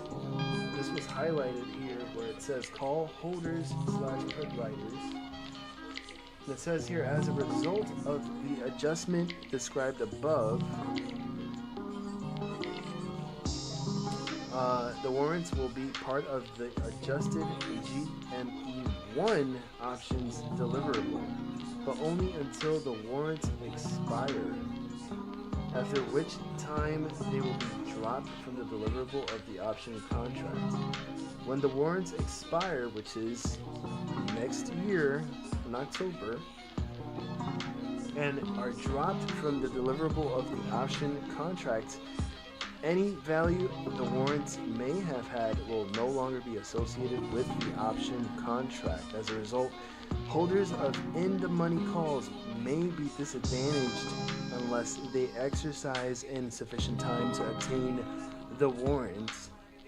After the warrants expire and are dropped from the deliverable of the option contract, holders of short put positions who are assigned will be required to purchase GME stock whose value may have been substantially diminished by the warrants distribution. Interesting. And highlighted here, as a result of the adjustment described above, the warrants will be part of the adjusted GME1 options deliverable.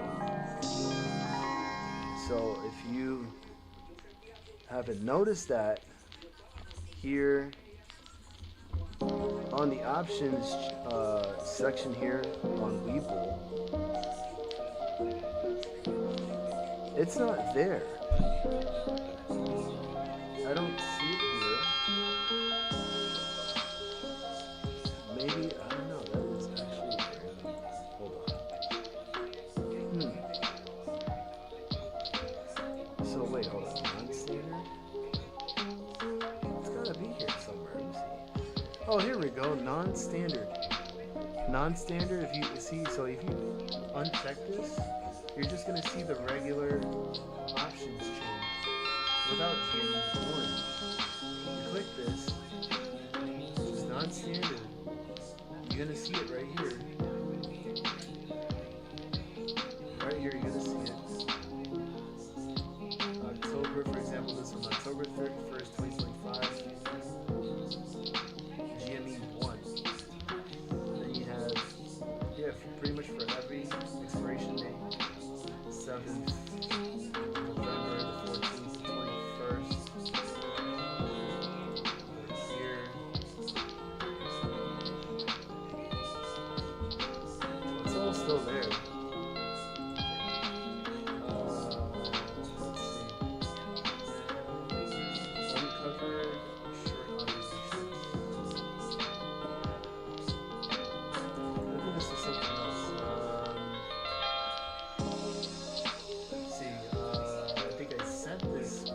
Why is this specific section interesting, and why could this benefit GameStop? So the section that was highlighted as a result of the adjustment described above, the warrants will be part of the adjusted GME1 options deliverable, but only until the warrants expire. So after they expire, then you won't see that GME1 again, and it will be removed. Holders of in-the-money calls may be disadvantaged unless they exercise in sufficient time to obtain the warrants. After the warrants expire, holders of short put positions will be required to purchase GME stock. Why it's interesting. Warrants temporarily attached to options deliverables. For a period, GME1 options deliverables include both shares plus warrants. So you have 1,000 shares of GME, you get 100 of those warrants. For example, I think.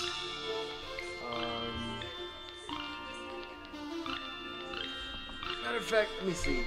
Can you show me an example of how to trade these warrants? Gaming to end, and how to successfully from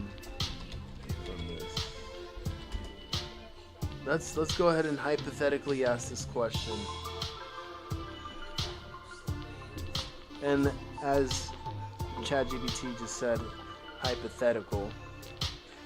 This would be the step-by-step, but remember, always do your own research, because Sometimes ChatGPT can make mistakes, so always check for important info.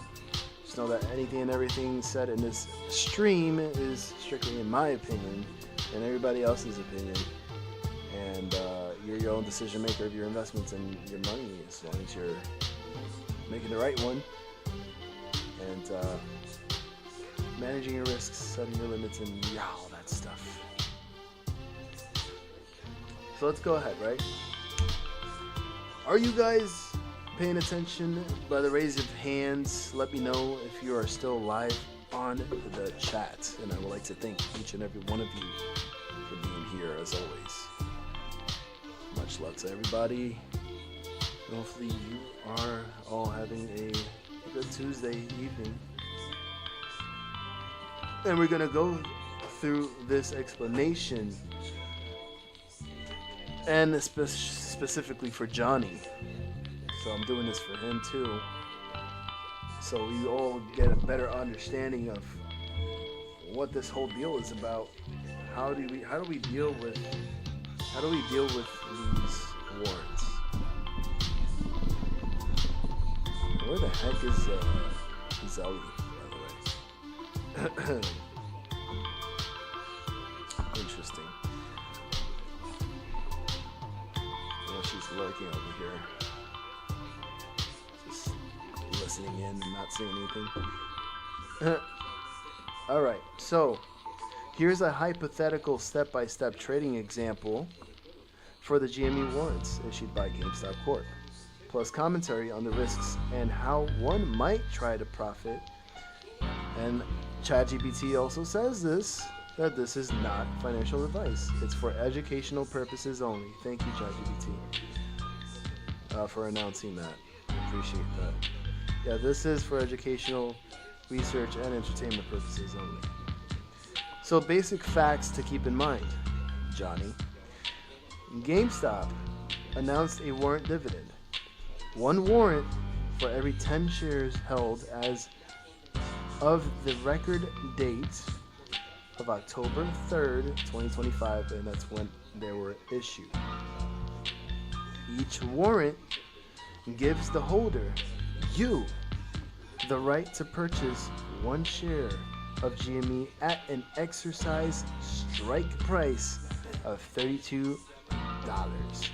So when GME reaches $32 a share and above, you have the right to purchase one share of GME at that strike price, which you have the right to exercise that warrant, so you gain an extra share of GME at $32.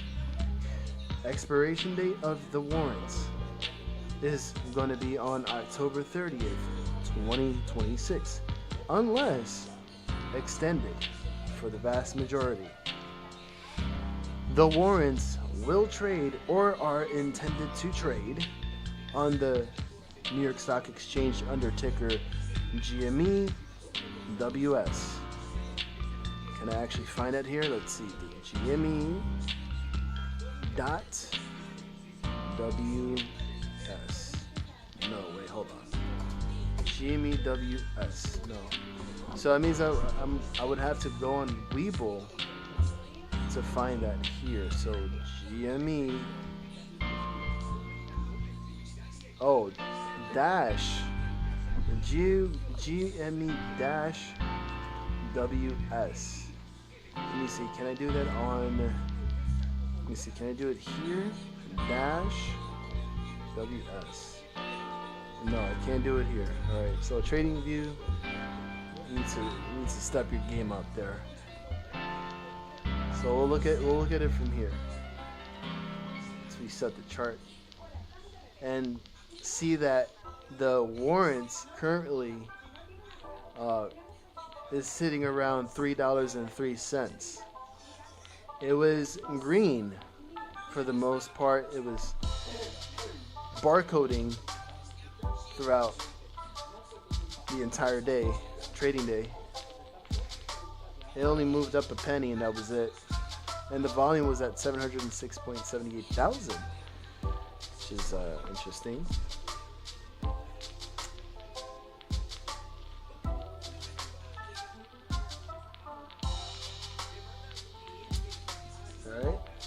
So $3. $3. Now,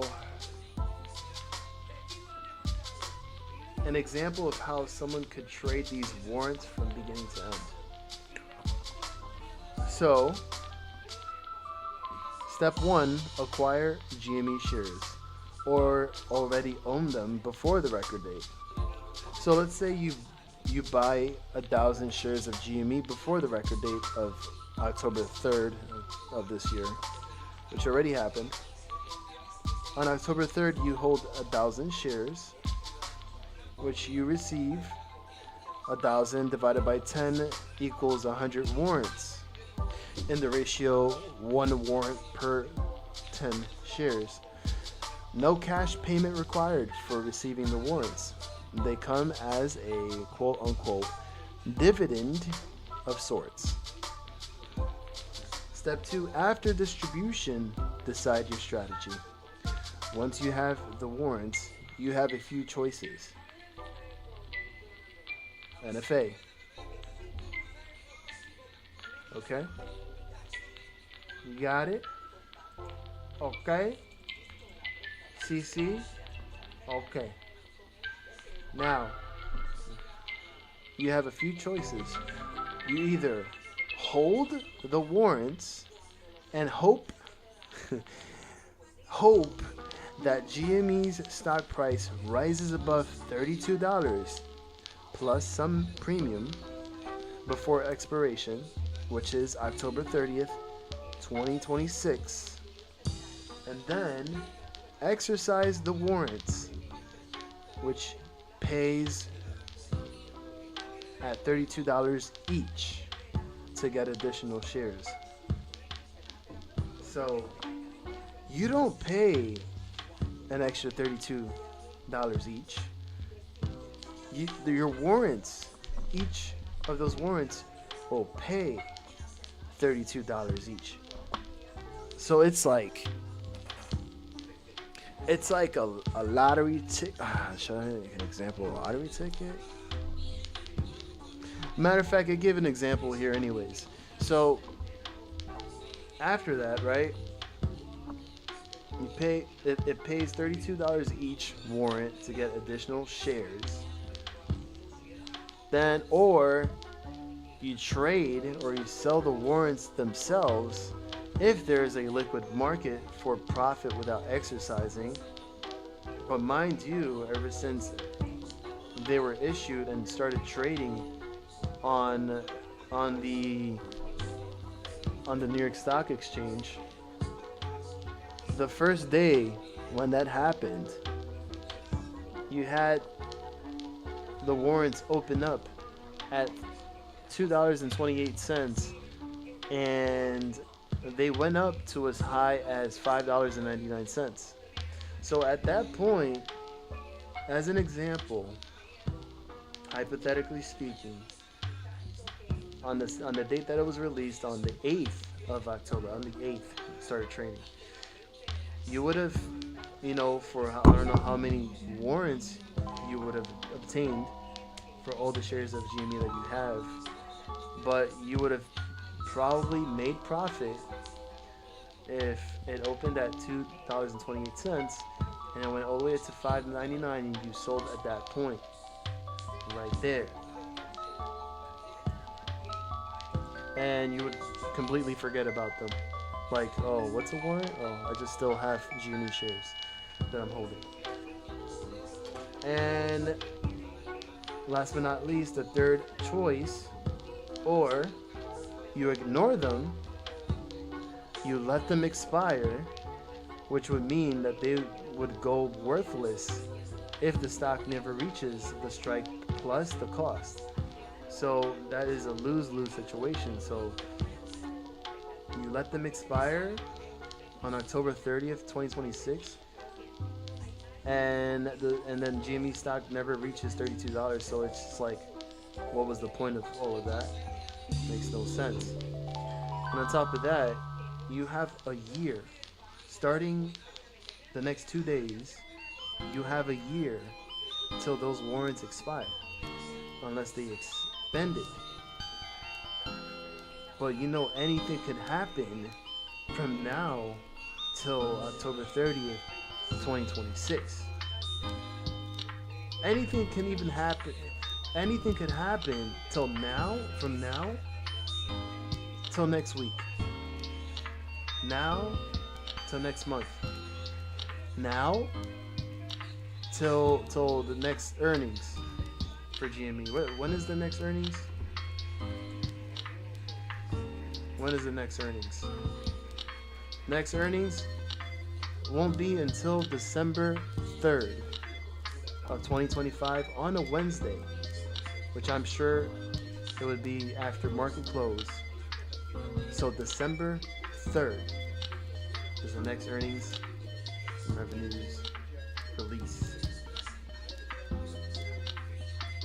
Or anything can happen from now to Christmas, where theoretically that gift that Roaring Kitty posted on Twitter or X has yet to be opened. What if he decided to open that gift on Christmas Day 2026 on X, and something happens that week? Then you have an opportunity there too.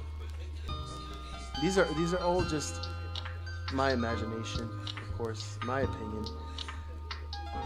being hypothetical. So the next step, monitor the underlying stock, meaning monitor GME. It's the warrant market and the timing. So suppose after receipt the stock is at $25. The warrant is out of the money since the strike is at $32. And if the stock rises to say $40 at some point, each warrant theoretically gives you the right to buy at $32, which leads to an intrinsic value at $8 per warrant, ignoring the premium / time value. So instead of it being at $3, it would be at $8 per share, not warrant, whatever.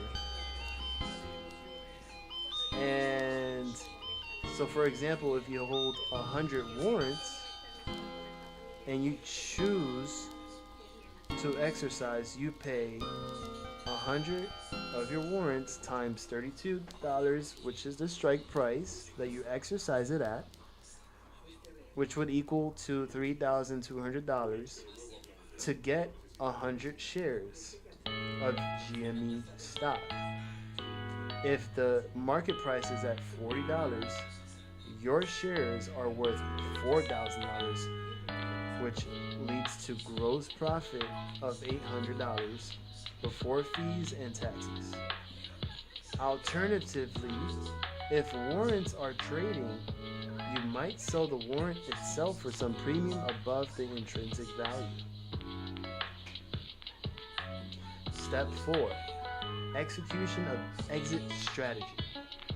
So if exercising, you pay the exercise price, you get the shares, you then sell the shares if you want, not financial advice, to realize profit if the stock is over $32. If selling the warrants, you sell the warrants in the market and capture premium if demand and liquidity exists. And then timing is key, because you might want to act when the stock is high to maximize intrinsic value, but before the window closes, for example, before expiration, and when you think the best risk reward is. So the last step, realize outcome.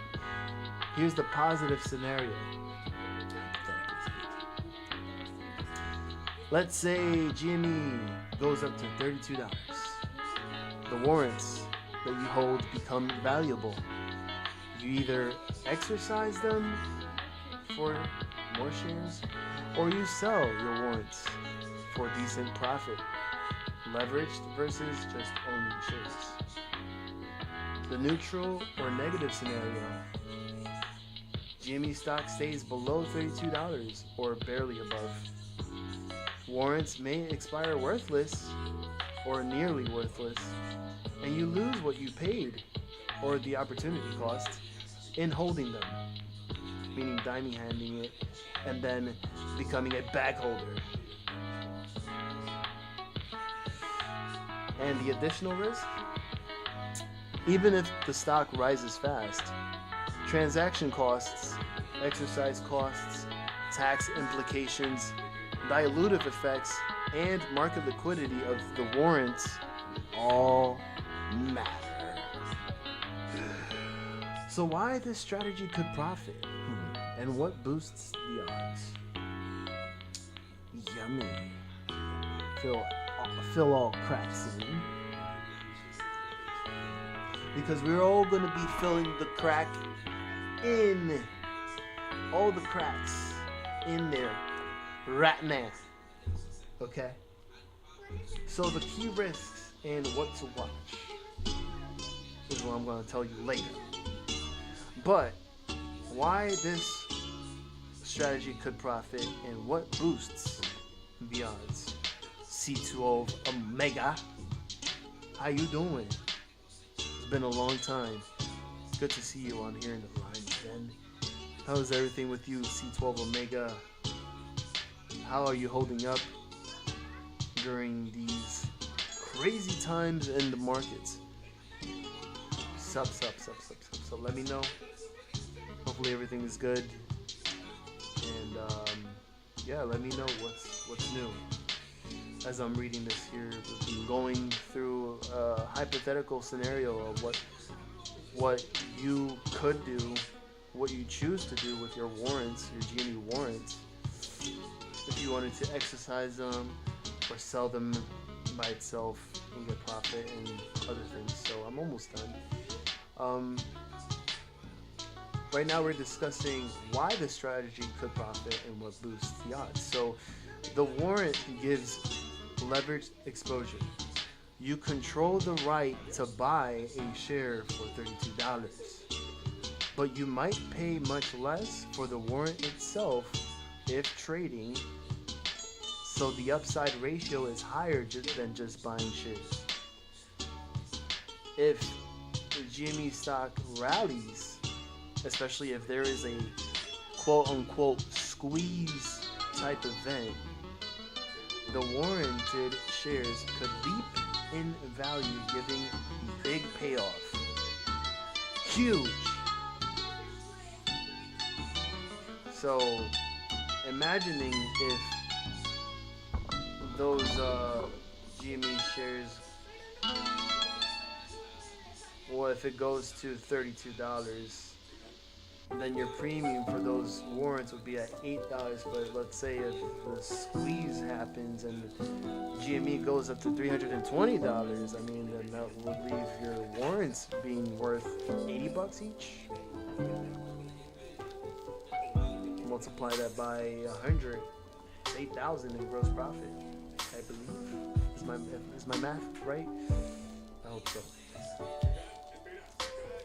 And I mean, that's a big win-win situation here. Because the company announced the warrants, it creates a potential catalyst. The market may anticipate the stock rising to or above $32 for exercise, which may drive demand. The structure somewhat aligns with your interest. You hold shares, and you gain an extra free instrument, which is the warrant, that could pay off if things go well. Thank you, Fishy, for that. Hit that like. Doesn't cost you a thing. Show some love to the channel. And I appreciate all of you being here and listening to this, I guess you want to call it a podcast. Lion's Den podcast, Lion's Den live stream, where we all sit here and learn and research. This is all educational purposes only and entertainment.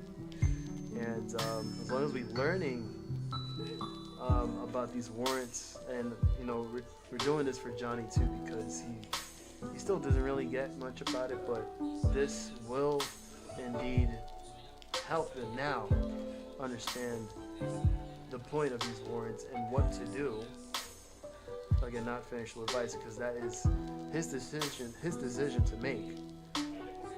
We're giving him those scenarios right now, and that goes for the rest of you too, on the chat and on the stream.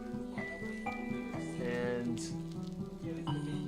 here are the key risks and what to watch. Okay, liquidity risks. So, are the warrants actively traded? If not, selling them may be hard. But as you can see, the warrants right now, the warrants have been barcoding, barely moving, just staying right around 3. It has been at $3 for a majority of the time. Just below $3 and above $3. There was a big pop here yesterday, believe it or not, where the warrants went up from $3 to $3.80. $3.80. That was at 8 o'clock in the morning, and then it dropped right back down. What happened? What happened to GME? Let's see. At 8 o'clock. At 8 o'clock, right? There was that announcement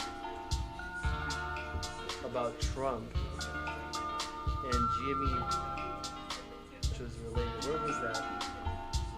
Where was that post? Was it? It was a Trump. Let's see. Trump. Did he post it on this page? I think he did, right? Let me see. Was it here?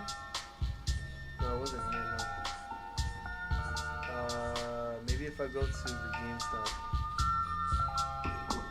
If I go to the GameStop Twitter page.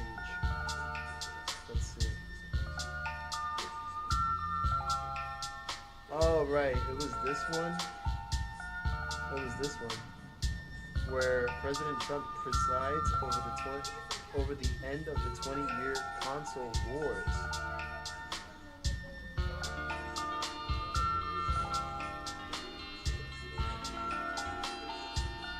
Oh, that's so cool. Look at this. Look at this. That's pretty cool. You gotta love the in some ways.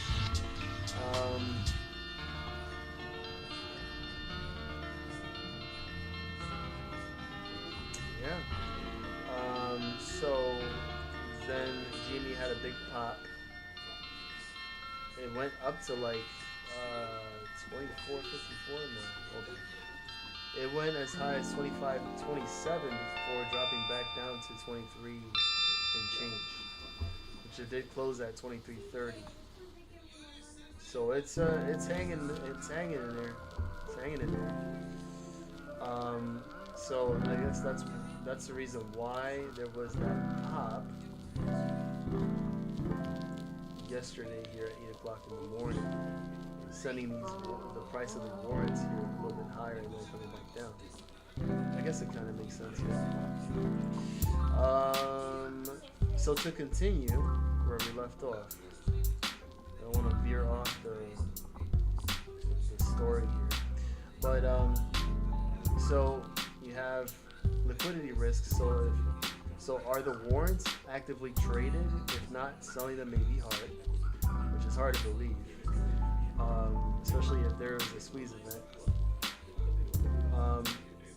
Time risk. Warrants expire next year, October 30th.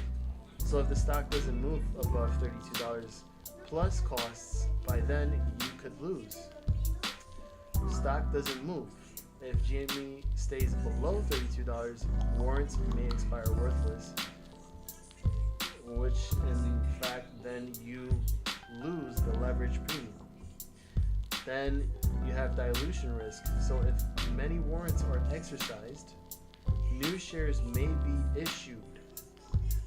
All right, you get that? So all of damn, I'm actually starting to come to the realization here. I just realized that I don't know if I'm on the button, but if many of those warrants are exercised, let's say everybody exercised their warrants, so that's dilution because now there's more shares in the float issued. So new shares may be issued, which could weigh on stock price. So some analysis note this possible dilution. Complexity risk. So terms of the warrants may have conditions, including adjustments, settlement, deliverables, etc. So for example, the deliverable may include warrants plus shares for certain option contracts.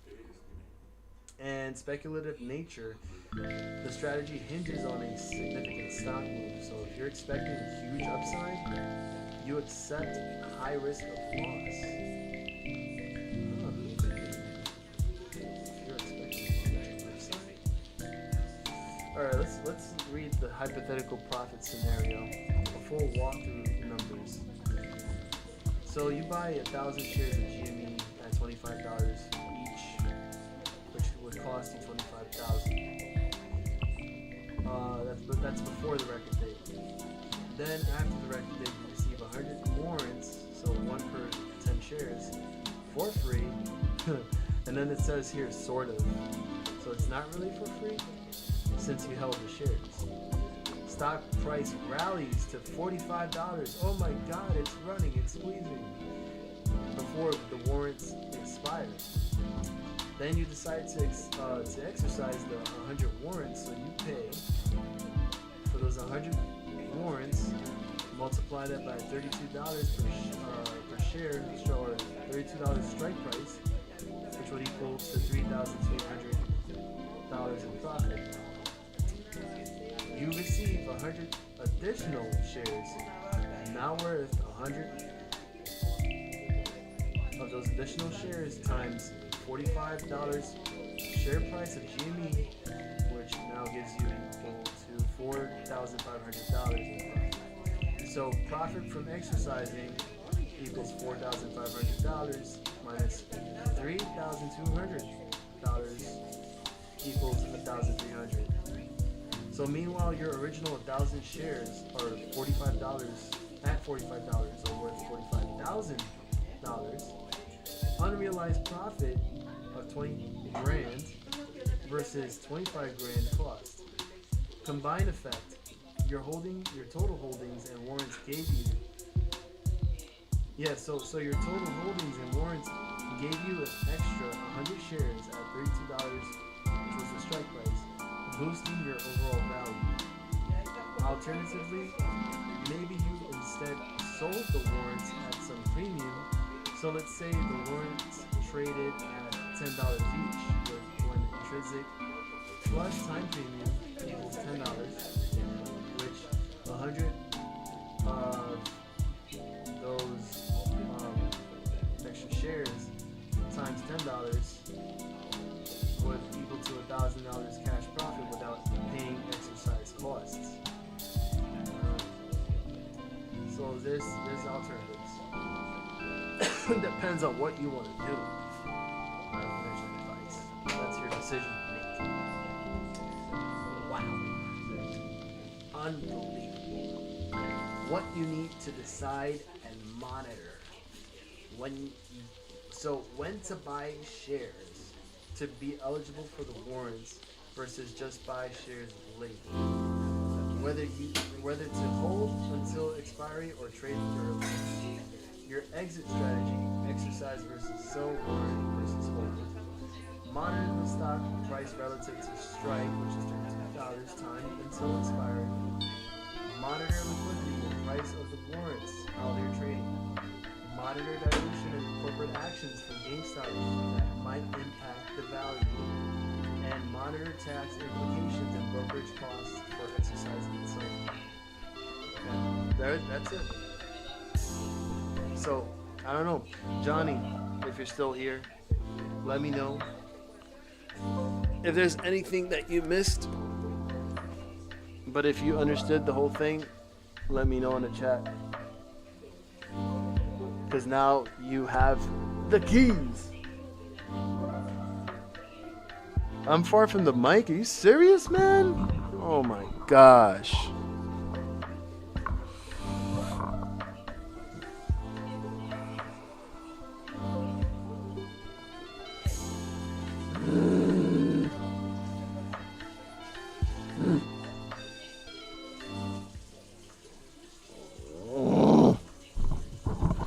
Tight, bro.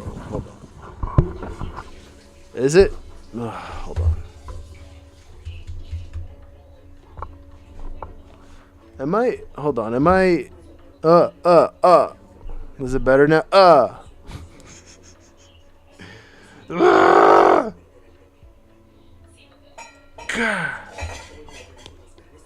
So where do I read? Oh my god. God, I need a.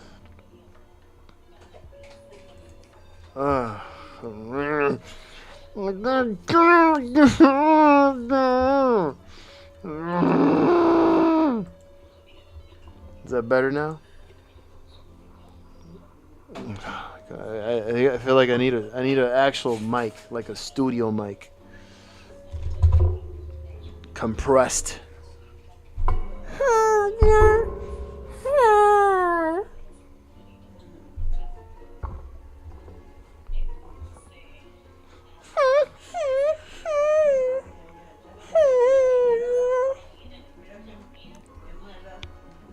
So, in conclusion, all right. Hopefully, even if it was hard for you guys to hear me, all right.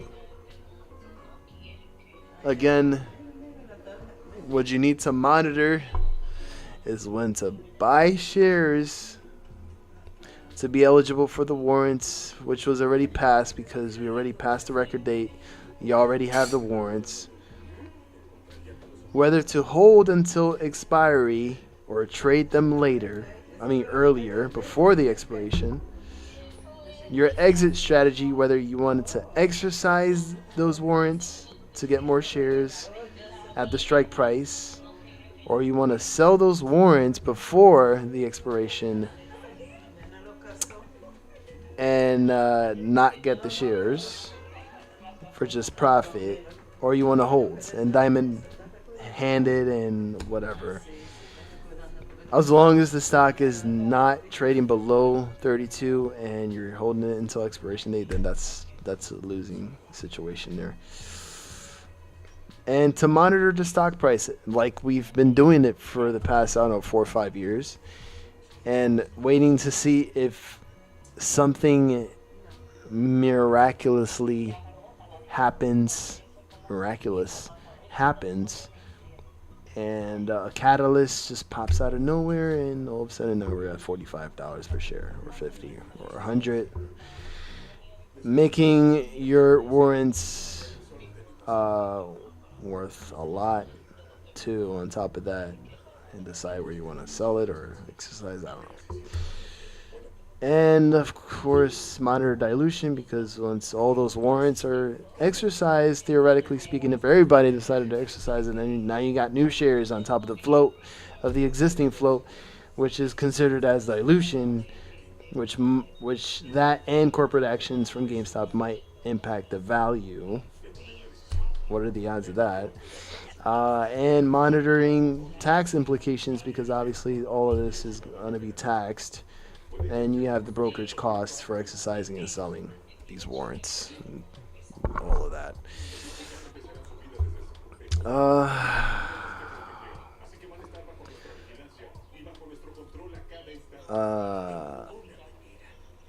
So yeah, okay, that's it. Just wanted to get that out the way for Johnny.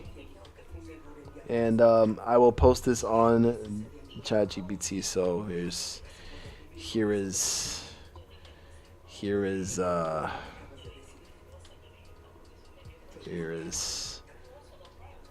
here part 2 and everyone. There we go, part 2, everyone. I just posted it on Discord, so feel free to look that up. Lumen, can you believe that? Lumen Technologies was up greatly. It closed at 7.37%. And look at the daily chart. Unbelievable. Has been going up since the last earnings, which took place back in July 31st on a Thursday after hours, when the stock was trading at $3.37 on the low, high of $4. So we're just gonna say $4 a share.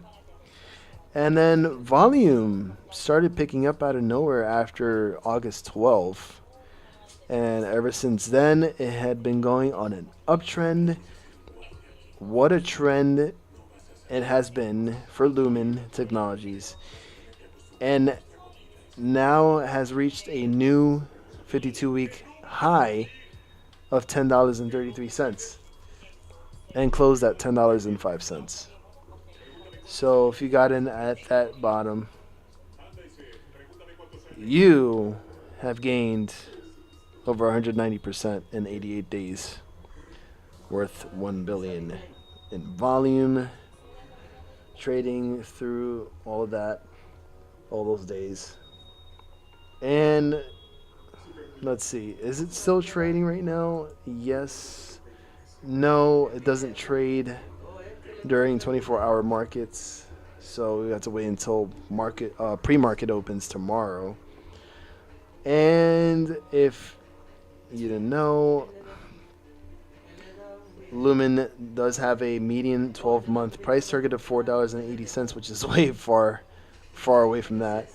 Notably below its last closing price of $9.36, with earnings estimates stable over the past 3 months. And speaking of earnings estimates, earnings in 2 days. So this coming Thursday, after market close, Lumen Technologies will report their earnings and revenue. Their estimated revenue is at $3.04 billion, and earnings per share estimated to be at negative 25, almost 26 cents per share, earnings per share. So we did spoke about Lumen calls. Matter of fact, we'll look it up right now. I believe it's on here. Let me see. You did have $9 calls expiring this Friday, which you profited off from. So that was a win.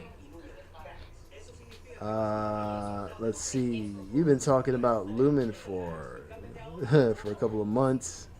Lumen.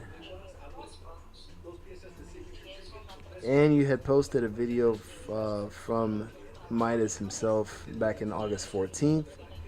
Exploding $4 stock. That must have been Lumen, because August 14th and August 14th, Lumen was trading at around $4. So Midas was on the money once again. Lumen, yeah. There is in data centers. That's a Midas Mike stock, just like Lumen. That's right. So in the chat, we started talking about Lumen. Oh, actually, Gary brought up Lumen here, but this was, I think that was a briefing from some other Discord that he posted on here. But regardless of that, damn man, Midas on the money right now. That is insanity. Hey, you did mention about those $10 calls though for January.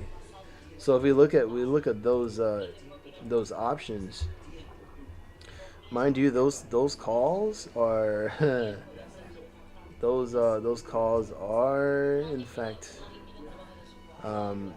printing, and they were up 30%. And if you take a look at the chart for this particular option, you can see that back in last week, you would have gotten these calls at around $30 per contract. They were worth 30 cents per contract times 100 shares, $30. You got yourself maybe $300 worth of it, so it gives you 10 contracts, 10 times now, 100 now. You make over a lot, right? Oh my god!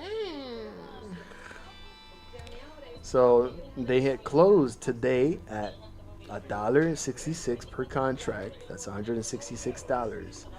So in a way, that's what is that, like 8x? 8x, 7, 8x.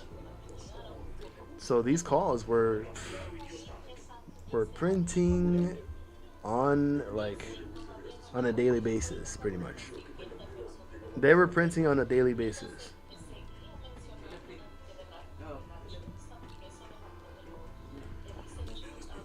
Now, yeah, Fishy mentioned Hertz, and Midas mentioned Hertz in his new video. Not sponsored, but they'll give you a free promotion. Give me a promotion, please, Midas. Shout out to you. And not only that, but it has great information. Gotta check the video out when I'm done after this stream to see what he says about ticker symbol HTZ. That is Hertz Enterprise, Hertz Global. You remember Hertz? Hertz Global at one point was on the verge of bankruptcy, and that was all the way back in 2020, I believe. No, actually, as a matter of fact, that was in 2021. They got saved big time, and I believe they had a partnership with Tesla, something like that, and started using their cars for rentals, and they got a whopping, I don't know how much it was. Well, if we can look real quick, we open a new chat on ChatGPT. We can pretty much say what is the quick story about HTZ and how did it survive from becoming bankrupt.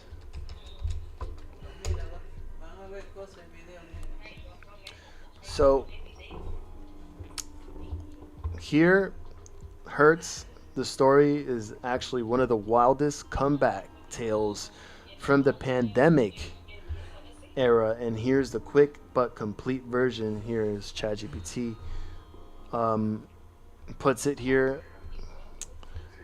This is for research purposes. Okay, so the setup pre-2020, Hertz Global Holdings was one of the world's largest car rental companies, alongside Avis and Enterprise. But by 2019, it was already burdened with nearly $20 billion in debt, much of it tied to leasing and financing its massive fleet of vehicles. Margins were thin, competition was high, and ride-sharing apps like Uber and Lyft were eating into rental demand. Still, Hertz was managing to survive. Then came the crash, the 2020 bankruptcy. All right. When CV-19 hit, travel demand collapsed overnight, with airports empty and rental demand gone. Hertz's revenue fell off a cliff. The company couldn't make its lease payments and filed for Chapter 11 bankruptcy on May 22nd, 2020, which was one of the first major pandemic era corporate casualties. The stock crashed around from $20 and above to under $1, and most assumed that Hertz was dead. This was the chart right here. Look at that. Massive. What a comeback. So, the twist happened. Meme stock energy plus a used car boom. Then something crazy happened where, number one, retail traders, many on Reddit and Robinhood, began buying Hertz stock even though it was bankrupt, treating it like a YOLO bet. Bunch of degenerates. And as soon as you know it, the stock went from 56 cents to over $6 in days during June of 2020. We're going to find it right here. Real quick. Right here. So in the beginning of, beginning of June 4th, stock was at 80 cents. All the way to as high as $6.25. Let's see, where do we put the bigger one here? Let me see, hold on. Let me zoom in again.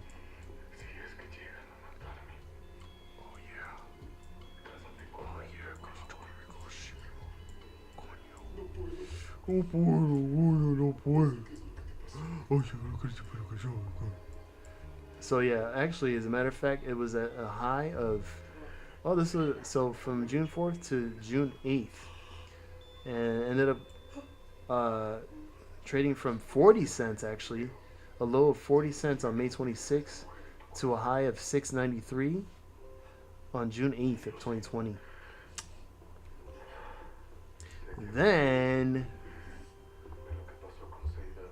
Then the used car market exploded in 2021 due to supply shortages, which included chip shortages, which equaled to fewer new cars. And Hertz's huge fleet of vehicles suddenly became incredibly valuable assets. This flipped the math. So instead of a liquidation, there was real value to restructure and repay debtors. The rescue, White Knight investors. In 2021, a group of heavyweight investors stepped in. Knighthead Capital, Certares, I don't know how to say that, and Apollo Global Management financed Hertz's exit from bankruptcy.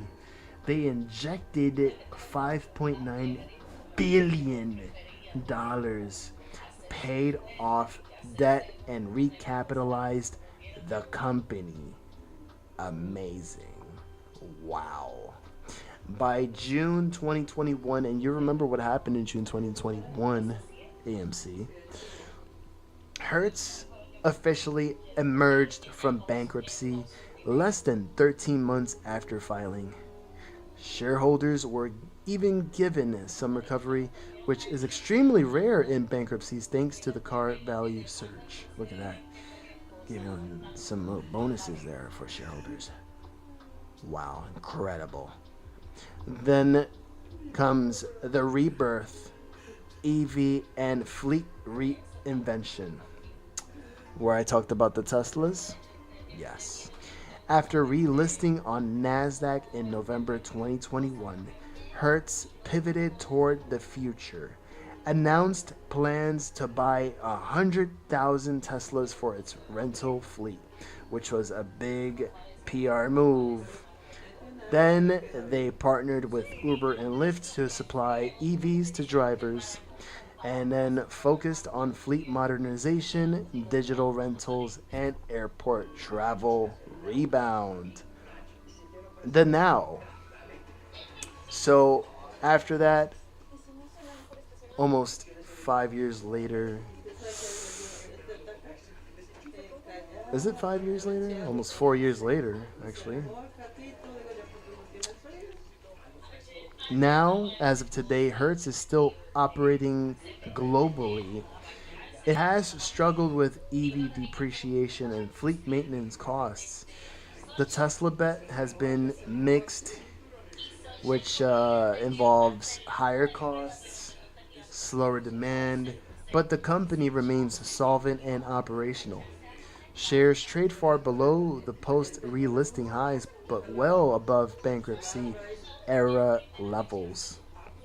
So, in short, Hertz went from bankrupt to reborn thanks to the used car market boom, meme stock momentum, and deep pocketed investors who saw value in its fleet. It's a rare case where retail speculation plus macro shifts plus private equity rescue turned a disaster into a second life. What a story. The end. Wow. Amazing. Beautiful. What a comeback. Unbelievable. Wow. That's what I get for watching a lot of Kill Tony. Thanks to Eric. I blame you, Eric, putting me on Kill Tony. I was just doing his impressions. Wow. Amazing. best pull of the bucket tonight. Now the best pull of the market. Hertz. HTZ. The bankrupt stock that became reborn. What is next? Now it's time.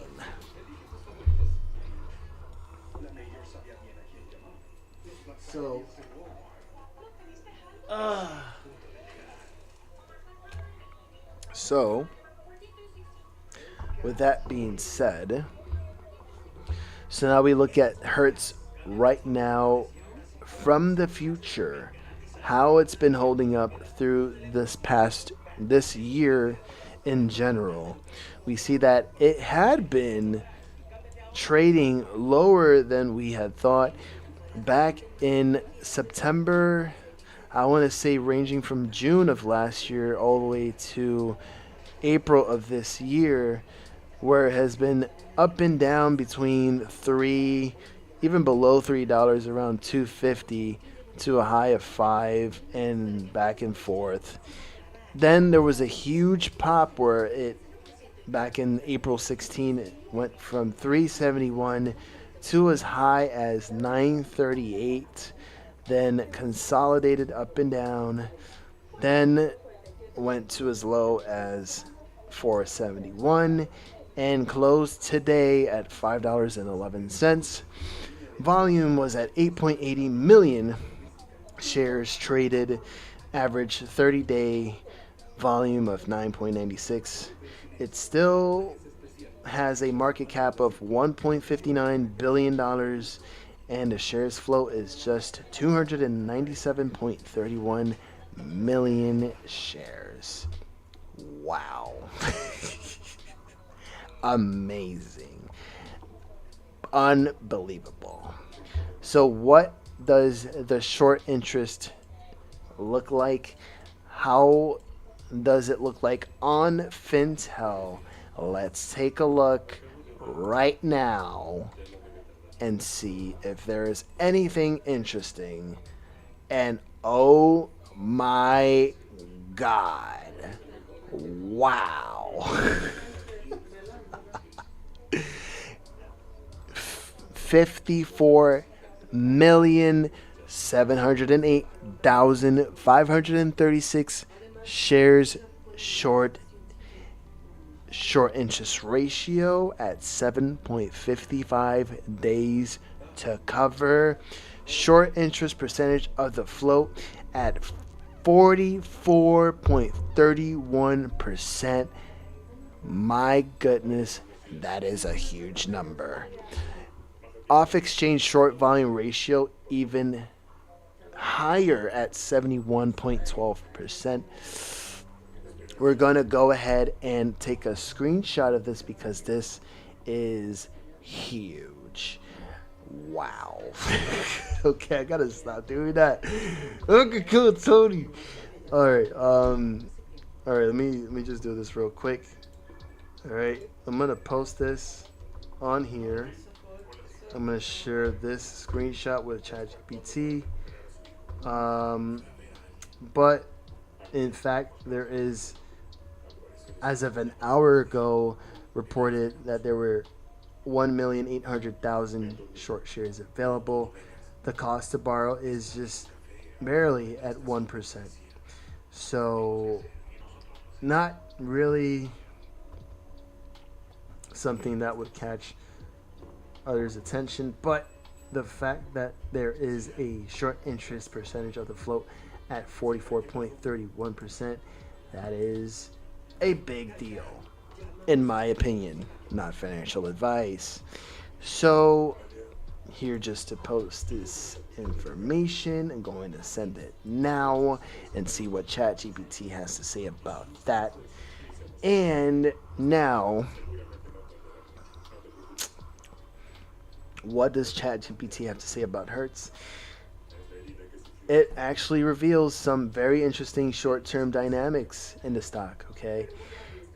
I already read the rest, all right? The days to cover at 7.55. Float shorted 44.31%, which left ChatGPT with an exclamation mark. And the interpretation by ChatGPT here says that's an extremely high short interest. Anything above 20% is considered elevated. At 44% of the float shorted, Hertz is hypothetically in a squeezed territory if the volume and buying pressure spikes. And at a 7.55 day cover ratio, that means it would take over a week of average daily trading volume for shorts to close. A classic quote-unquote tight spring setup if a catalyst hits. Okay. Now, what's interesting here is that it's not noted on here, but I noticed. Wow. So October 17, it showed that the borrow fee percentage was at 15.4%. Maybe that might be an error. I'm not too sure. But as we approach till today, now at 1.07%, which is normalized, suggesting shorts reloaded or more shares became available for lending. Still, that temporary spike could have been caused by hedges or funds repositioning, possibly anticipating news, earnings, or a gamma setup. Again, 71.12% of short volume happening off exchange is unusually high, which means most short transactions are happening away from lit exchanges, possibly to hide real supply demand signals or manage exposure quietly. Shh, we're hiding this. They can't see what we're doing. When dark pool volume spikes alongside high short interest, it's often a precursor to volatility compression, which means that a big move could potentially be brewing. So in summary, what does this mean right now? This means that Hertz is heavily shorted, nearly half the float. Borrow rates cooled, but they were recently elevated, which means that traders are still active. Dark pool, shorting is huge, hiding real momentum. So if Hertz posts a positive catalyst, which could include earnings, fleet update, or electric vehicle news, a short squeeze could easily ignite due to the 7.55 days to cover ratio. Wow. So the tactical outlook looks very hot, in my opinion. And yeah. ChatGPT is asking me, would you like me to model a potential short squeeze scenario showing where the price could move if shorts begin covering? Sure. I would love that.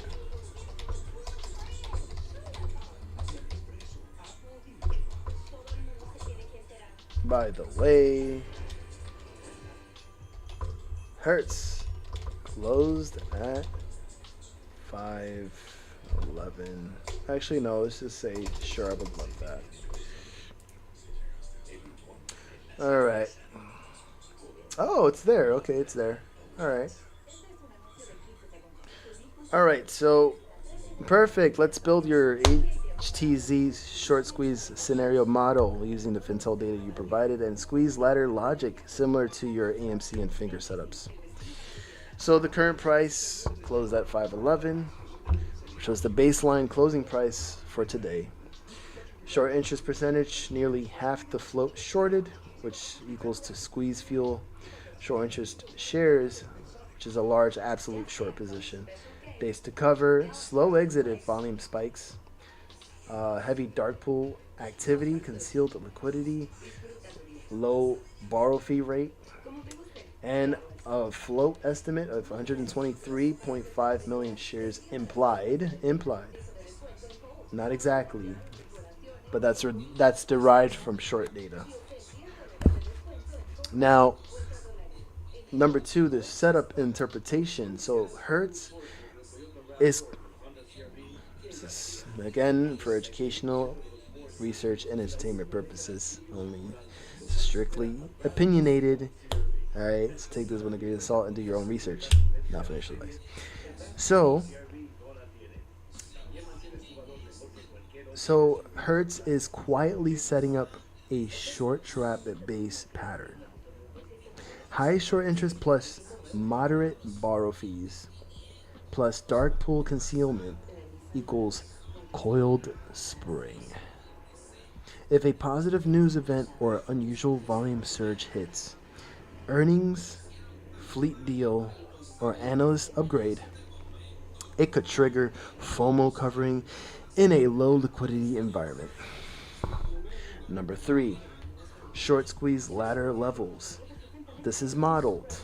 This is just hypothetical. So you have stage number one, which is compression. The target range from 550 to 625. Short cover trigger, retail and algo buying pressure begins.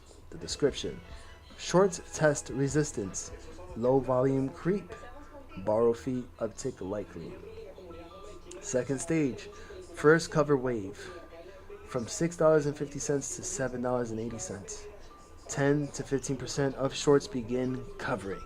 The description: volume spikes 2 to 3 times average, intraday halt risk. Dark pool volume decreases. Stage 3, gamma ignition zone, from $8 to $9.50. Options market triggers, which means calls in the money, anywhere from $5 to even $10 strike calls in the money, which in description says market makers hedge by buying shares, which results in momentum snowballing.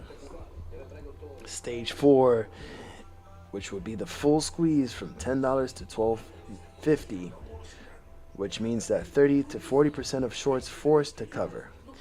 And it would be similar to the 2021 pattern, liquidity crunch and sentiment reversal. Then you have stage 5, exhaustion and pullback. Target range from $13 to over $15. Short cover trigger, late shorts capitulate. And the description, a rapid pullback follows. Top usually unsustainable unless fundamental catalyst follows. All right. So if it were to pull back, but then hold, and then news hits that's fundamental to the stock, the catalyst follows, and then it blows the top off. All right. Now, here's the probability model as of today. Condition mini squeeze stage 1 to 2. The probability of this happening is at a 65%, which note high short percentage and low borrow fee equals a ripe setup. Now for a mid-level squeeze, stage 3 to 4, probability is at a 40%. It needs volume, specifically over 50 million, a $50 million, not $50 million, a 50 million shares trading day or above, or a major catalyst for the mid-level squeeze to trigger. And then a full MOAS style breakout. The probability of that is at a 15%. Note, requires extreme retail momentum or major positive news. Again, could be news about a new fleet of cars, an EV deal, or acquisition. I'm not going to read the rest here because that is too hot to read.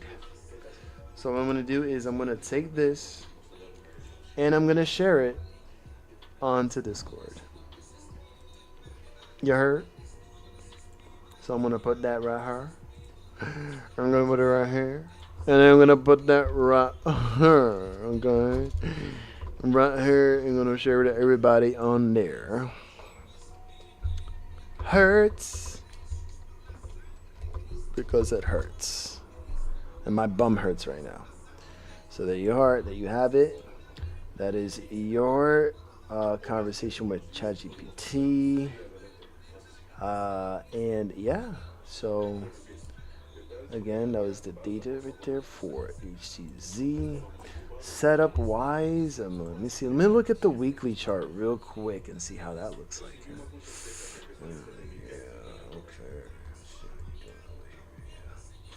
Looks like a falling wedge on the weekly. Like that. Maybe from here, just a little bit like that. But that's the weekly, though. I mean, it was like a falling wedge, but then at some point, it has to at least turn this into a double bottom, and then all of a sudden, just break above and trigger all of these levels here. Like, oh my God, 8, and 10. But it has to go through. 6 first. And to get hot over 690, maybe around, 690. So I'm going to leave these alerts here just in case, all right, things get super hot. You can see here that there is some type of a falling wedgie on this chart. Want to probably maybe just move it just a little tad up, like right here. Maybe just leave it like right here. And I feel like I've seen something similar to this setup because this setup looks pretty interesting. All right, this is hypothetical technical analysis here, right? This is not as accurate as you think. It's just a guesstimate of what things might happen here. And yeah, I mean, like if this were to occur, I mean, this looks more like a double bottom here, ready to bottom out and bounce up and boom, and try to hit those targets there, and as well as what was mentioned here, like 550 to 625, 650 to 780, and above, and if that could reach, to like. Yeah, they're going after Carvana. Oh my gosh. And just imagine like what Carvana did, like the story of Carvana. Oh my God, look where Carvana is now. It's at 362.20, and they're reporting earnings tomorrow. They're reporting earnings tomorrow after market close. What if Carvana passes the torch to Hertz, and then Carvana drops, and it goes back to like 285 or something, or 280? Man, imagine that drop. My goodness, what could that mean? All the way to 240 maybe? Oh no, can you imagine that? God, I mean, it's been, honestly, if you look at the daily chart on this, you can see that it pretty much stopped going up in momentum and increasing in share price, and now pulling back. It's been pulling back here pretty heavy there since October 3rd. Dropping here from 397 to like as low as 310. That's a big drop. Then it climbed up pretty quickly here in the past 3 trading days, but I don't know, man. I don't know what it could do. Let's look at the weekly here real quick. Yeah, it's been climbing up so. Look at that. I mean, since May of 2023, and this stock was like worth probably like $4, $4 or $5, just like Hertz was, right? I mean, imagine that. Hertz just all of a sudden like just goes Carvana like status and just blows its top off. Like, oh, that would be insane. Insanity. Well, we'll wait and see. I mean, we will definitely look at Carvana tomorrow and see what it does after market close. And yeah, but Hertz. Oof. Oh no, I'm not trying to do that. Hold on.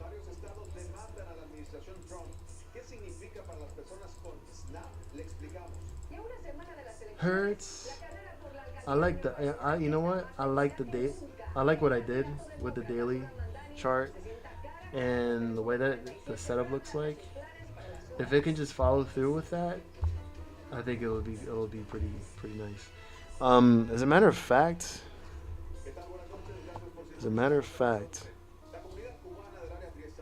let me copy this image because I want to see what ChatGPT has to say about that.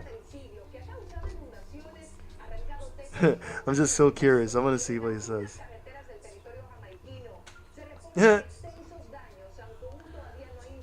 All right, look at this. Let's see what it says. Excellent. This chart you've built is really well structured. Let's decode what's happening technically and how it fits into the short squeeze setup we discussed earlier. So you're showing a descending wedge pattern forming since the spring highs. All right. Now tightening into late October. Price is currently sitting at around $5.11, right near a confluence of trendline support and a small double bottom structure highlighted by your yellow arcs, which I drew right here. Right?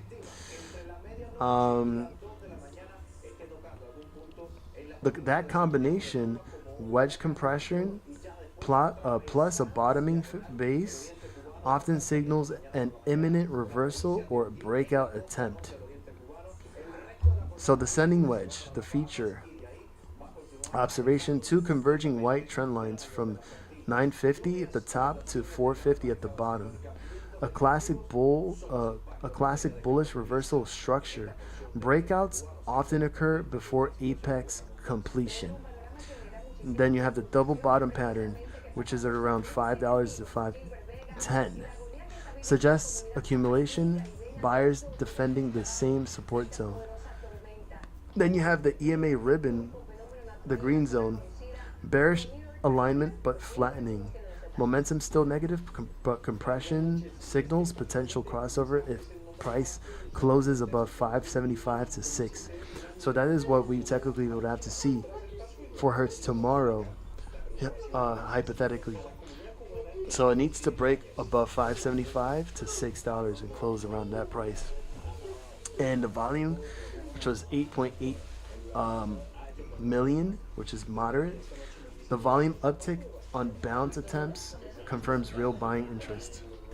RSI momentum oscillator. Lower section shows RSI at 39 with baseline curling upward. So that means momentum turning from oversold, early bullish divergence forming. Look at that. All right.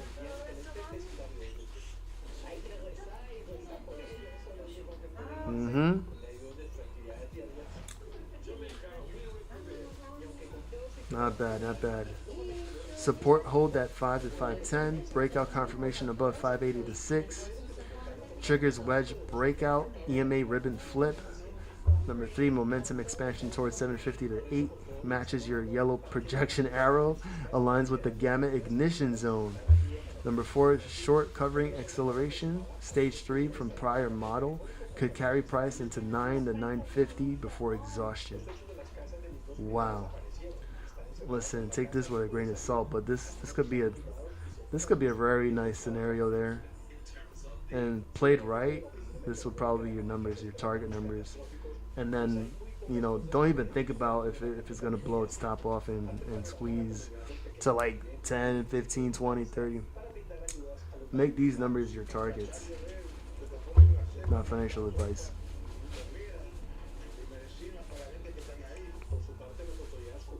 I'm gonna go ahead and close this, but that is your observation. That is your conversation with ChatGPT, right?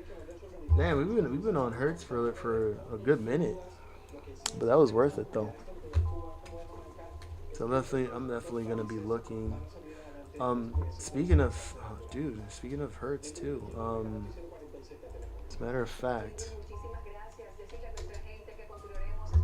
Hertz is actually trading on the 24-hour market. Oh, fishy,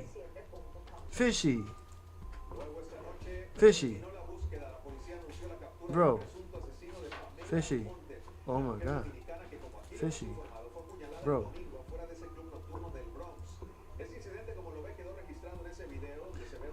So it closed at 511.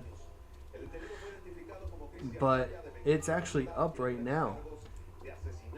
As we speak, it's up 5.68%. And it was at 525, but it somehow there was 10 shares that came in through and it jumped the price to 540. $5.40 right now currently. And there's this big gap. So I think Hertz is going to be green if that's the case. Wow, look at that. Look at that. Let's look at the 4-hour real quick. Oh yeah. Yeah, it definitely broke over that 50.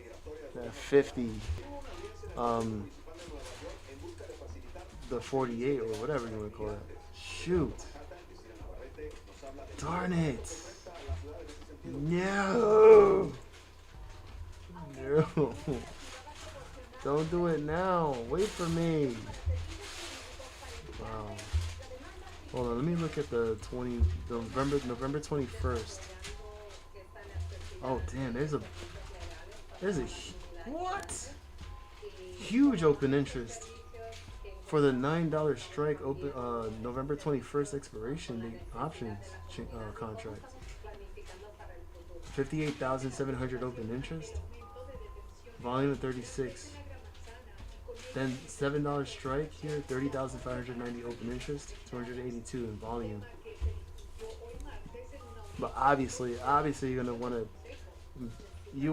want to stay close in the money or at the money. So if that was the case, I mean, obviously, like at least $6 strike. So gotta get those contracts moving a lot faster. Let's look at the January ones.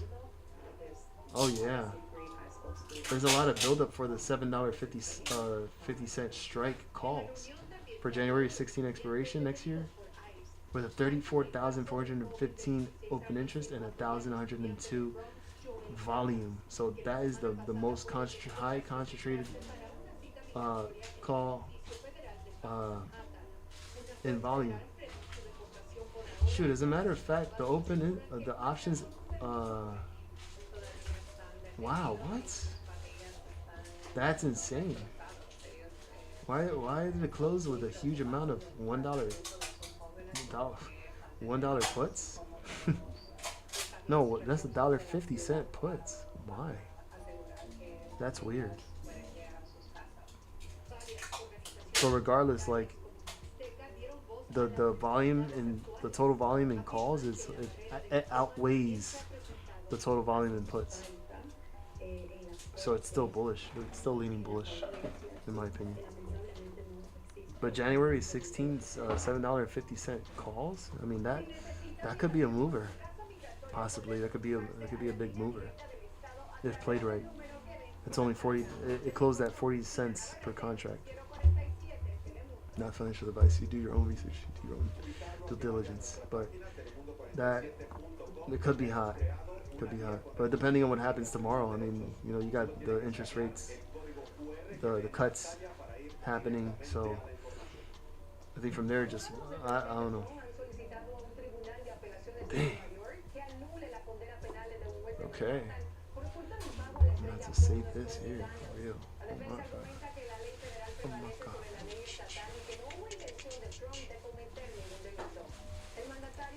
Okay. Yeah. Oh yeah. We'll figure this out later. I'm gonna. Oh, what is this? Wow, HYMC has been going off, bro. Look at that. It closed at $8.01.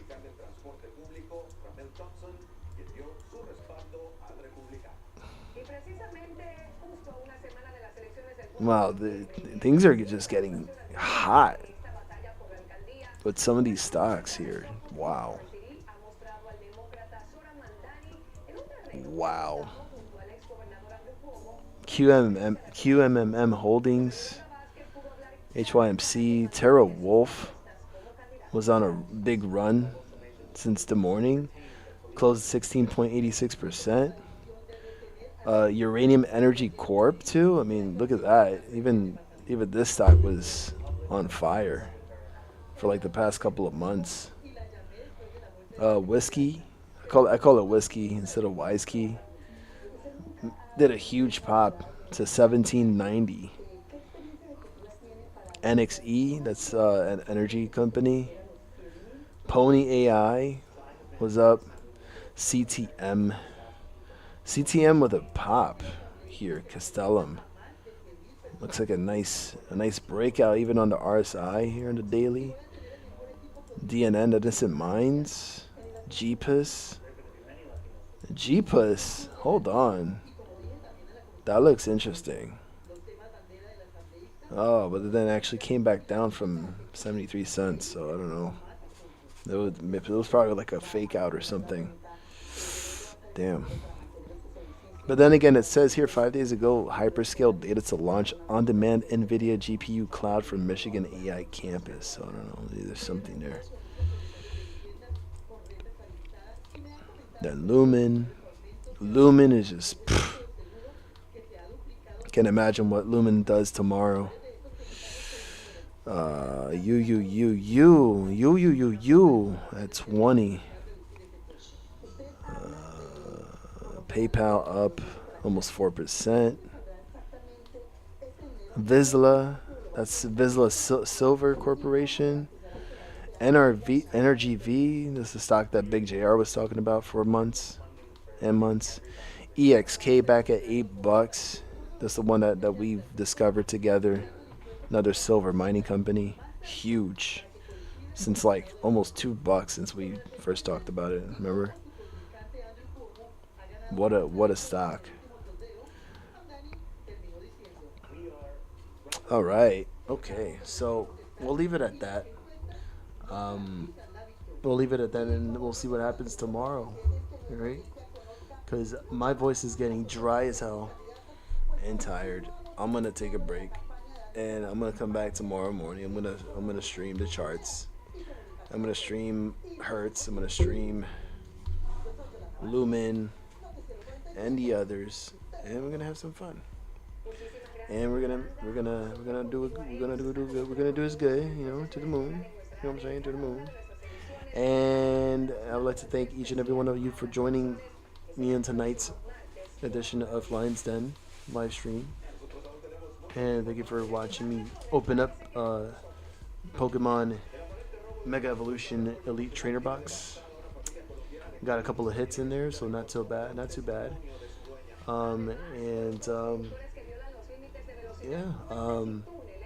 Much love to everybody. Thank you. I really appreciate you guys being here. And for those who weren't here, you're here in spirit. So much love to you too. And hopefully I'll get to see y'all soon. And so again, everything and anything that was said in the stream and on ChatGPT was strictly in my opinion, everybody's opinion on chat. And this was for educational, research, and entertainment purposes only. Always do your own research, do your own due diligence. Just know that you are your only decision maker of your money and your investments. As long as you're managing your risks, setting those limits, and making that money and making sure that they don't take a single penny back. You heard? So remember that. Keep doing. And Honey agrees as well. That's right, Honey agrees. And just remember that, and y'all take it easy. Enjoy the rest of your night. Be safe. Oh, yeah! And y'all have a great night. Thank you, Fishy, for your information, for everything that you do. And everybody else, too. We'll get to continue this on Discord and see what else we can find, and keep going. Keep making things happen. So, gracias a ti, and you're welcome. And y'all have a good night. Thank you. Peace out.